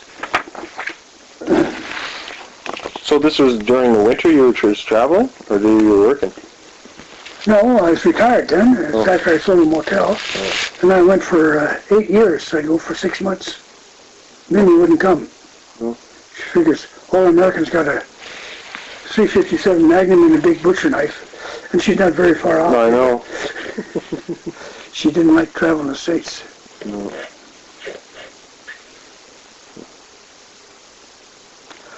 All you do is get news from the States here, all the channels. Yeah. Shows murders and rapes. And I know.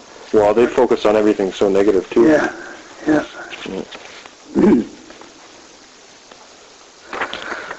Hi.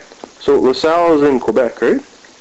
LaSalle, Quebec, and LaSalle, Ontario. It's not marked here, but it's 12 miles out of Windsor. Oh, so there's a LaSalle in Quebec and LaSalle in... That's right. So you were born in Ontario or Quebec? Yeah, Ontario. Ontario, oh. Yeah.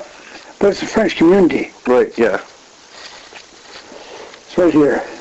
Just so Just where that dot is. 12 miles out of Windsor. Windsor's the only city in Canada that's south of the border. Like Detroit.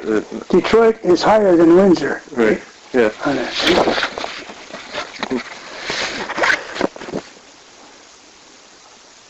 Oh, so when you go to the States, you actually have to go north. That's what you're saying. Yeah, that's right. I see. Yeah. So where was your dad from? Was he originally from Canada? Was he born in Canada? Right near where Norm and Marion lived. Oh, really? Right in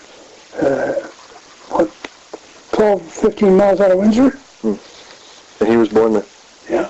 So and what about his parents? They were all in it. Really? So where did they originally? They originally come from France. Yeah. Yeah. How many? How many? Is your great grand? I got the history of my family tree. Yeah. And it goes way back to my great-great-great-grandfather was a soldier in France, and he was granted a land grant in LaSalle. Oh, I see. He come and out here, and when he got out of the army, they gave him a land grant. So you've been here for a long time. But it's mostly French at that time.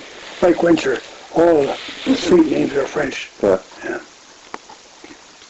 And when we went to school, we all took all subjects in 2 languages. Yeah. So, and your mother, was she? Mother spoke, she's French. Her name was La Framboise. It's raspberry. Oh, Yeah. Yeah.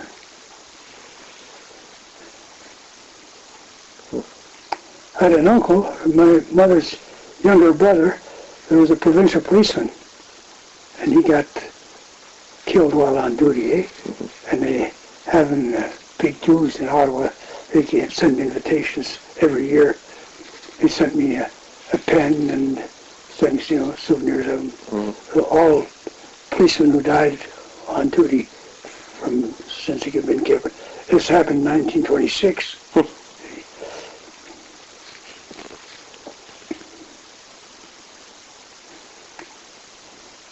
And you had 7 brothers? Or 7 brothers and 4 sisters. 4 sisters. I got 1 brother left, and 4 sisters are alive. Which brother's left? Mac, one in Arizona. In Arizona, and he's his younger brother, right? Yeah, the baby of the family. Baby, yeah. And how many? No sisters left? All 4 of them. All 4 of them are still. Yeah. And they're all in Windsor? No, they're scattered. One's in Calgary, one is in outside of Toronto, and one is in a convent in London, Ontario, and Sue is right now she's in see that map. One of the states? Yeah. Kentucky? No, North and South. Dakota? No, Carolina? Carolina, yeah. Oh, wow.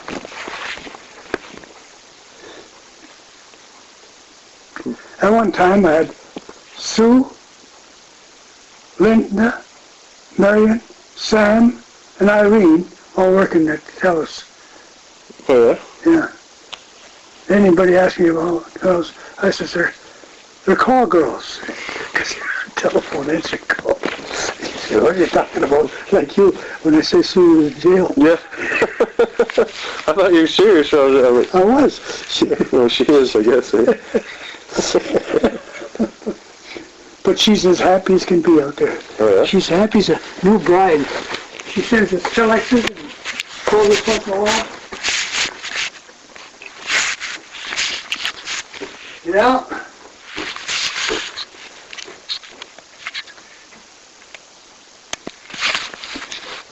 Yeah, back in Depression, I traveled all over the States, hoboing. Yeah.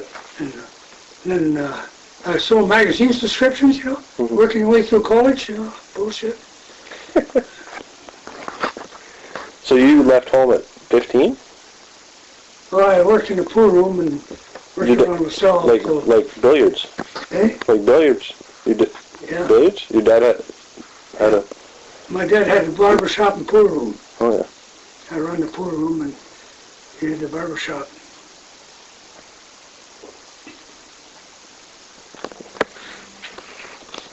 Is that when you guys... You said you and Paul were... or Paul was a boxer? That was in late 40s, early 50s, after the war. Oh, yeah?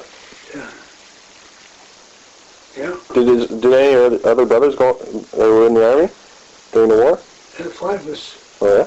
Yeah. But you never got sent over... Nobody ever got sent overseas, or...? No, not physically, but mentally. Yeah. My younger brother, Al, he come back home and he was, you know, he is rude to his wife. He figures that woman was just a slave. And the best part of it is, he went in the Navy, and she wouldn't, he's courting this girl from Northern Ontario, it's Tessie, not Tessie. Anyhow, yeah, and he wanted to get married, because he's Davy and going overseas, eh? And he wanted to get married. She says, I'd marry you tomorrow, Al, but she says, I don't marry a soldier. I don't marry somebody who's going to leave me right away. So he got out of the Navy. You know, he'd sit there, he'd pound his knee like that all the time. And his knee was swollen and he'd limp. And he took x-rays. You know, he couldn't just find like out you. what was the matter with him. Jeez. It's always swollen and sore. And every time he just whacked his knee. It's like I say, I got a backache. I defy anybody to tell me I don't have a backache. Yeah. But he worked out until he was just about crippled himself for to let him out. He got out, he got married, then he went to join the Navy again. Oh. And he couldn't take him because they had discharged him. Yeah. So he went and joined the Army, and he's kind of a orangutan, eh? AWL, and he got trouble a few times. He was, in the Army, he was a male nurse, right? He was on the hospital ship between Canada and England. Yeah. And then he went to Antwerp, Belgium, right in the thick of the battle. He took a test for ranking, and he failed the test. And he got discouraged. He just went across the channel, and he went to Antwerp, Belgium, and he's on loose for 10 days before they caught him. And it was right in the thick of the battle, eh? And they charged him with desertion. So he got in trouble. He got court-martialed and sent to the glass house. But when he got out, you know, he never had any record before. And he was from a large family, and we had all kinds of recommendation and pull, eh? And we got him out of that place. And he said, well, you got a choice. You're getting out of the glass house, but you're going to either go to the front lines or in a hospital ship. He says, if I ever land in Canada again, you'll never see me. So they put him in the front lines. He's a stretcher bearer. Really? He had a rough. I got two brothers. My older brother, not the oldest one, but the one next to me, Gene. He was a commando and sergeant in the commandos. Eh? Really? And his job was to find out about the enemy when he retreating. Yeah. And he'd always leave bombs, and they burn their anything that the Allies could use. Yeah. And they leave snipers behind to tackle any elser, right? Yeah. He went through hell, really went through hell. But he never was wounded. Really? But he's seen death many, many times. Yeah. He's killed a few too. He's a tough bird. To be a sergeant in commando at that time. Yeah. Yeah. My brother Archie was in engineers. He, I don't know if he stepped on a mine and they had to dig it out from under his leg because he wouldn't. Yeah. He had to release it to trip it. Scared the piss right out of him. It takes your legs off. It doesn't kill you, but. Yeah. But he's a bridge engineer, building bridges. They wreck the bridges, and he was. So they saved him though. Hey. When he stepped on the mine, they saved him. Yeah. Really? Yeah. They dug around it, but somehow got pressure on the cap till he got away from it. Holy moly! And my brother Paul didn't go in the army, but the youngest one went in the Air Force. I got a brother Bill, who's in the American Army. He's a paratrooper in the American Army. I think everybody but Paul went in. 7 of them, but after the war a lot, eh? Yeah. What did Paul do during the war? He was working in work in the factory. Oh yeah. Yeah. Oh. He was too young at the time, because the war is in 1939 to 45. Yeah. Paul was born in 1930, eh? Oh yeah. So the war is over in 45. Yeah.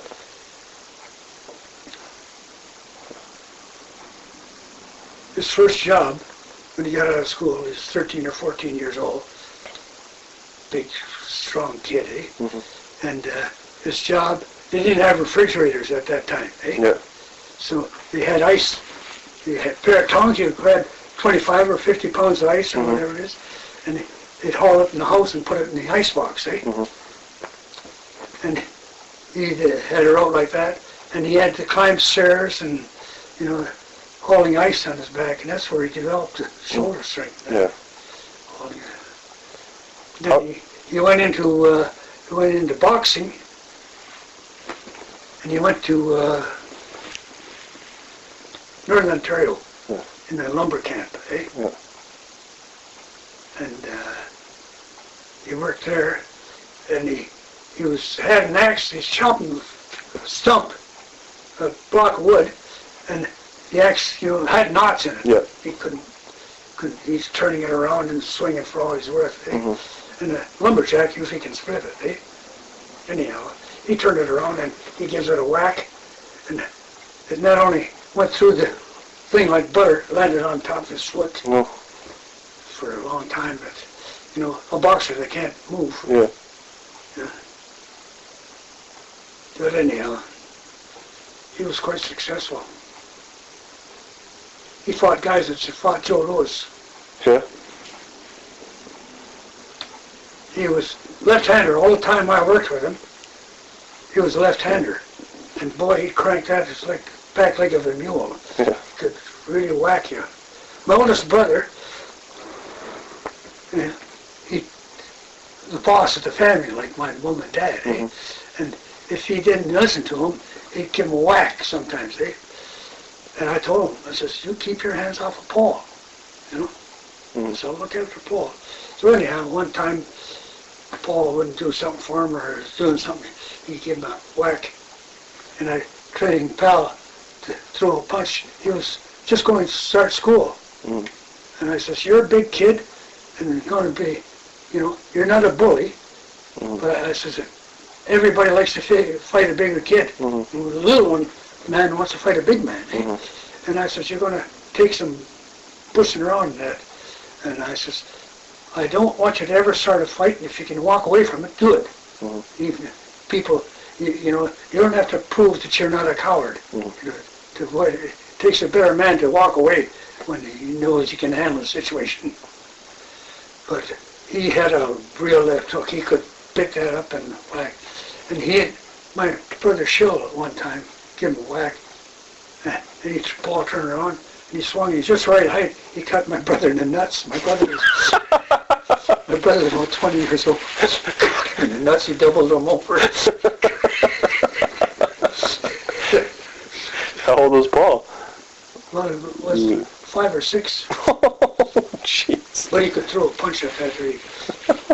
Rita's brother, Mike, is the same age as Paul. And he's a big,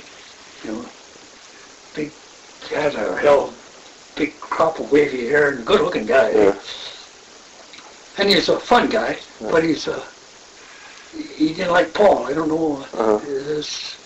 He just didn't like Paul. And he'd push him around. And Paul would say, Mike, just giving me a hard time, Well, I said, you stay away from him, Stay away from him. Avoid him as much as you can. So one time, they were coming back from school, and there was 4 or 5, and they had to walk them out of school, and 4 or 5 of them together. And Mike was bullying Paul and calling him names and pushing him. And he gave him a push. Well, Paul turns around, and he lets go that left hand. Mike ducked, and he caught my sister right in her mouth. She ran to the house, and her mouth was bleeding, or felt like that. She said, my God, what happened to you? She says, Paul punched me in the mouth. Paul, at the house, we had a high veranda and lattice work, and you could get the lattice work was broken. You get he was under the porch. My mother's calling. He knew he was going to get the shit knocked out of him. My mother was a big woman too. So anyhow, she looks down and he's stuck under the porch. She's seen him. She says, you get in here. She says, did you punch your sister in the mouth? He says, yes, but that's as far as he got. She put a grease job on him. In those days, you could whip your child. Now you go to jail for it. But she put him in. And when I come home from work, Paul was sobbing. He's still crying and sobbing. Felt bad. I says, what happened? Well, he says, Mike was teasing me and he's pushing me around and making it, and I finally let him have one, and he ducked and I hit Corley in the mouth instead of Mike. And Mother asked me if I did it, and I said yes, but she didn't give me a chance to explain what it was. So I told my mother, I told her if she ever laid a hand on him again, without giving a reasonable explanation, I was to take him away from home. I was on the road at the time.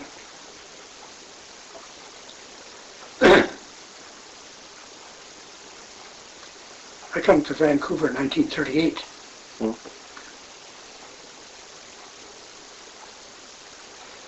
They had a 7-year drought. 7 years without rain on the prairies. Really? Yeah. Depression years. Yeah. You ever hear about that? Read about it? Well, I know about the Depression. I don't know the details of it. Yeah. There's not a blade of grass between Winnipeg and Alberta. Grasshoppers would come in clouds, they'd darken the sky, eat the crop, eh? The wind would blow all the topsoil off. We had nothing but sand. I was in a dance pavilion in Estevan, Saskatchewan. I think it was. Great big dance hall, eh? And I was in there, and it had a sandstorm outside, and the sand would come in and get in the building. I don't know if it was through the cracks or like air. But it was, the sandstorms were dangerous. They blew the soil. They couldn't grow anything. All the farmers would say, well, next year, you know, they'd mortgage your land, and the government would foreclose the government land. Yeah. Until during the Depression, anybody that wanted, they'd give them a section or half section of land and give them a horse and go out there work it, eh? And they turn them loose on that. You survive, like you live or die. And a lot of them, you know, were from other countries, eh? Yeah. They come to Windsor and that. They come from other countries there. And they were good farmers and work land. Yeah. There's Frenchmen and Englishmen too. And they go out there and work the land. And then when Depression hit, the drought hit, they borrow from the bank to get another crop in. Yeah. And the wind would blow all the topsoil out. You should get a book and read about the Depression one of these days. Well, when I was about, I don't know, 14 or 15, I did a paper on it, but it wasn't very big. Yeah. And I didn't go in I very got books on it here, great but I don't know detail. where they're at. There's a lot of hardship. Everybody that could move went to Vancouver, BC. All the girls be out of school, they'd work in a restaurant, and they save all the money they could, and they get bus fare to Vancouver, they go to Vancouver. I landed in Vancouver in 1938. There's about 7 women to every man. It's like Victoria. Yeah, I tell you, it was. Yeah. So you All knew girls. you knew Mim's family well before you guys got married. Oh yeah. Yeah. Yeah. So you guys grew up in the same town. We lived there. They lived in Windsor when I was going to grade school. Oh yeah. They lived in Windsor, and I knew Alan, her older brother. Oh. Him and I were buddies. And then during the war, after the war, after I got out, was it? Let's see. I used to go to work in tobacco. That was on Niagara Peninsula. There's tobacco country out there. And him and I went together, and we hoboed for a while. And him and I were friends. But, you know, Rita was 4 years younger than I am. And, you know, when you're 18 and she's 14, you don't pay too much attention to her. And I thought she's a sassy little brat anyhow. I didn't like her. This was my friend Tars. He had a car with a rumble seat, a 32 Plymouth coupe with a rumble seat in it. He says, we're going to go out on a weekend, pick up a couple of girls and go out and have a good time, you know. So we driving through LaSalle, and Rita and her girlfriend were walking down the street. So Tara says, there's 2 of them, pick them up, take to Windsor, take a show or whatever it is. I says, you don't want her, she's just a flat tire. He said, what do you care, she's not going to be with you. She said, I don't want Rita, you take the other one. So it worked that way. By the time the night was over, I was with Rita. And we changed girlfriends. And I chased her until she caught me. I went swimming with her. They used to have the rum running in docks and canals there. And, during the rum running days. And there's good swimming in there. There was about 6 to 8 feet of water in these canals. And off the Detroit River, was all good, clean water. So we go swimming there. They had the docks and everything. And Rita had jumped in the canal. I don't know if she's really in trouble, but she told me that she was having trouble, and I jumped in and pulled her out. You know, I put the icing on the cake.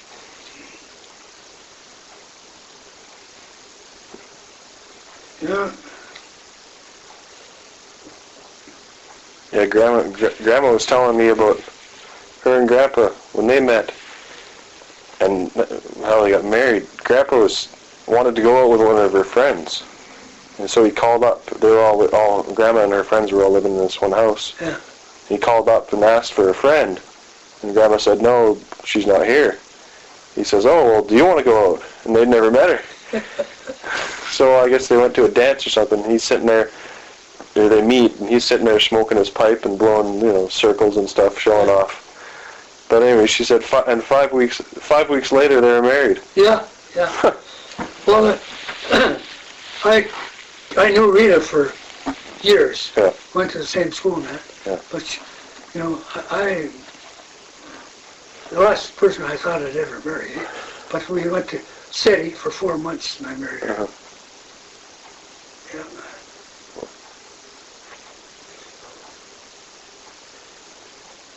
Yeah. So you're saying, so Paul's bringing up ice blocks for the ice box, but where did you get ice? Did they have an ice They had maker? ice houses and they could make ice. Oh, really? Yeah. Huh. They had ice houses. And you could cut down the Detroit River with these big saws, eh? Yeah, but you're Good talking blocks. about during the summer, though, right? Eh? Yeah, but they put it in saw. They could keep ice, and they couldn't make ice. Huh. Put it in sawdust, eh? They could, Because you had to have, the heat. yeah. You couldn't keep food. Oh, yeah, I know. But I was just wondering how would you make ice if you couldn't have a refrigerator? Well, the big plants, ice plant. Hmm. Well, when Rita and I were married, I was driving bus, and I lived about 12, 15 miles out of Windsor. Mm-hmm. There's a paved road, goes to Amherstburg, but it was not the main road, eh? Mm-hmm. And I lived in a big house. It used to be a hotel at one time, eh? And before they had cars, it's between Windsor and Amherstburg. Mm-hmm. This is the halfway house. But it's a big house and big verandas all the way around it, A-class verandas. I rented that house, and it didn't have water. You had to have well. Yeah. And you had an outside shit house, Mm-hmm. no electricity. Yeah. And that's not that long ago. No. The technology in the last 50 years, mind-boggling. Yeah. Yeah. Today, if you don't have, it's sort of like the Indian. When I went to the Yukon, first went to the Yukon, these Indians, they were poor as church mice, eh? Mm-hmm. But they live off the land, Yeah. eh? And they give government grants. Yeah. And you could, a bottle of what they call screech, it's white wine, or a bottle of wine, was worth about $3. And you could get any squaw for $3, eh? Because you could give them a bottle of white wine or a bottle of screech, and you had it made. Anyhow, but I moved out there with my family, and I'd go and I'd watch these guys, these Indians. They're fishing and hunting and trapping and what the hell have you. Ice would break out of there in the latter part of May, out of the Yukon River. And there's a guy, I used to see him by the river. I lived by the river anyhow. But he'd cut logs about this big all spring, part of the winter. He'd pile them up on the shore, see? Or it wasn't a reservation, but near the river. He'd pile them up on the shore. And then when he got what he wanted, he tied them all up and he made a great big raft. Right. Then he got a 45-gallon drum. He cut it to make a stove. Huh. And then when the ice broke, he puts it in the water. He gets a bunch of traps, his gun, and about 4 kids and his worldly possessions put on a raft. I wouldn't put that in my garbage. And he's got no motor, and he's going down Detroit River on drifting in the channel. Can you come and help me on that? Yep. On that thing. He's got no motor, and he pushes himself into the current. The current is, 4 or 5 miles an hour anyhow. And he went across Lake LaBarge. He'd see an animal, a moose, and he'd shoot it and pull air, and as long as there's meat, he'd trap in that area. And it's 300 miles from Whitehorse to Dawson City. And he takes them from May until September to get there on a raft. And that's what he did. He'd kill for his food, and he would trap the area, and he got nice furs. Anyhow, he gets to Dawson City, he sells everything he's got, all his furs and that, got all kinds of them, and he flies back with his family in a plane, and he lives like a king for the rest of the time. For the winter? Yeah. Wow. I said, I felt sorry for that sucker, seeing him go out like that. I figured he was going to drown. There's no way. He survived, no motor, no food, no nothing. And and then he comes back in a chartered plane with a pocket full of money.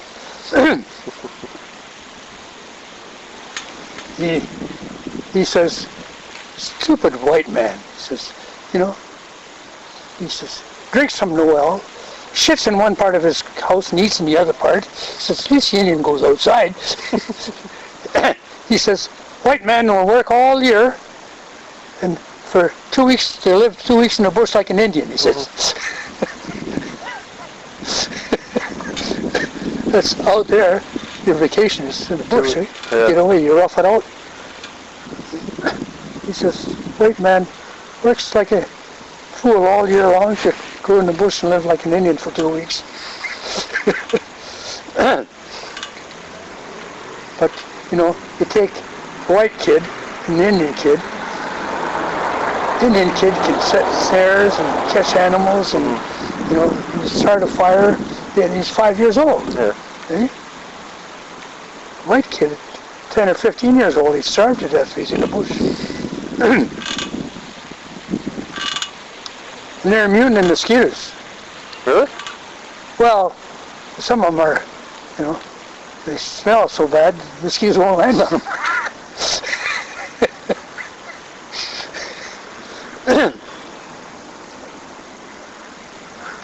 First thing you do when I'd get them, I'd get a lot of them when I was in the jail, the guard. They come in there. First thing you do is shave their hair, because they're full of lice. I don't know, full of lice. Not all of them, but they had long hair. You didn't have to give them any jail time to cut their hair, because they didn't But I used to dispense medicine, cut hair, pull teeth. Pull teeth? Yeah, in jail. You were a dentist? I was to those guys. As long as it wasn't infected. I had a pair of dental pliers. Jeez. Those bastards, they didn't have to have any anesthetic either. One guy, this is a story, but anyhow, this guy was built like King Kong, eh? And he goes to the dentist. He has a jaws full now like that.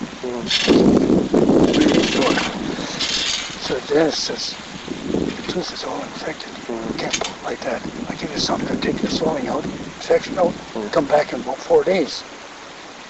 He says, I don't live around here, I live in the bush. He says, I got work to do, I'm not coming back in 4 days. You can pull it out now. He says, you can't pull it out now. He says, why? He goes, tools for it? He says, yeah. He says, all infected. He says, it hurt like hell. Well, he says, I can take pain. I want you to pull it out. So the dentist gets there and putting her kneeling on the guy's chest and getting the tooth out. The guy didn't squawk, didn't blink or nothing. The dentist was looking at him and says, I don't believe it. He said, I know that hurt. He says, did you? Don't you feel pain? Well, he says, I felt pain twice in my life. He says, just twice? Yeah. He says, when was that? Well, he says, I was out in the bush and I had to take a shit.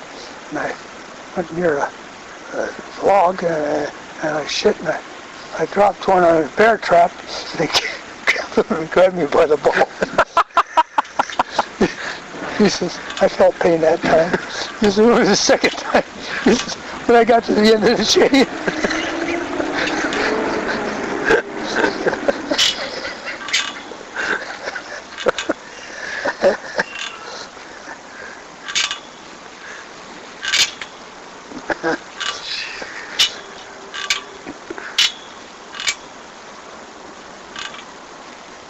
Another one about, I think I told you about the guy that had a gorilla in heat going to Quebec. Had a female gorilla and she come in to eat and she's dangerous. He couldn't show her. He couldn't cancel the show. He promised all over and he had to cancel her because she was, you know, he's going to have her shipped back to the States where, anyhow, the guy says, she's in heat. He says, we got a guy here, Pierre. He's in the bush here. He's a big guy and he looks like, he's built like that damn gorilla. He says, you be. He says, what the hell are you talking about? He says, Pierre, we'll be here for you for a bottle of whiskey. This is going to cost me $5,000, he says, to ship this thing. He says, you can't be serious. He says, yes, Pierre, you give him some whiskey and you can do it. Well, anyhow, they get Pierre to bring him in. And the guy says, he told him what this setup was and he showed him the gorilla. Pierre said, my God, she's awful homely. I don't know if I could do it. And Pierre could slap his knees without bending over. And he's a big brute. Anyhow, the guy says, I'm going to give you a case of whiskey. A case of whiskey? Yeah, he says, I really don't know. He says, then he says, $500 besides that. Boy, he says, you really want her bread? He says, I got to ship her out, otherwise it's going to cost me a lot of money. He says, if you can do it, I said, I don't know how, but they say you'll do it for that. Well, he says, okay. He says, I'll do it on 2 conditions. He says, first 3. He says, first thing, I want you to put a bag over her head so I can't look at her face. He says, she turned me off. He says, the second condition, he says, I want you to put heavy leather gloves on her hand because she's going to claw me. She's going to claw my back. She's going to rip my back when you do it. So he says, what's the third condition? Well, Pierre says, if anything comes of this union, I want to be raised a Catholic.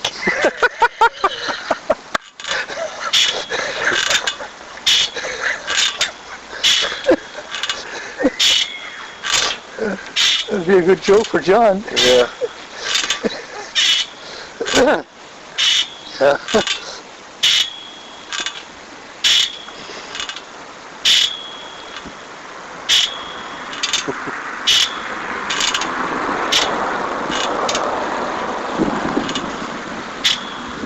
Well, it's 20 to 1, just about. I imagine you'll be back around 2 o'clock, eh? Yeah. Yeah. I don't know. Yeah.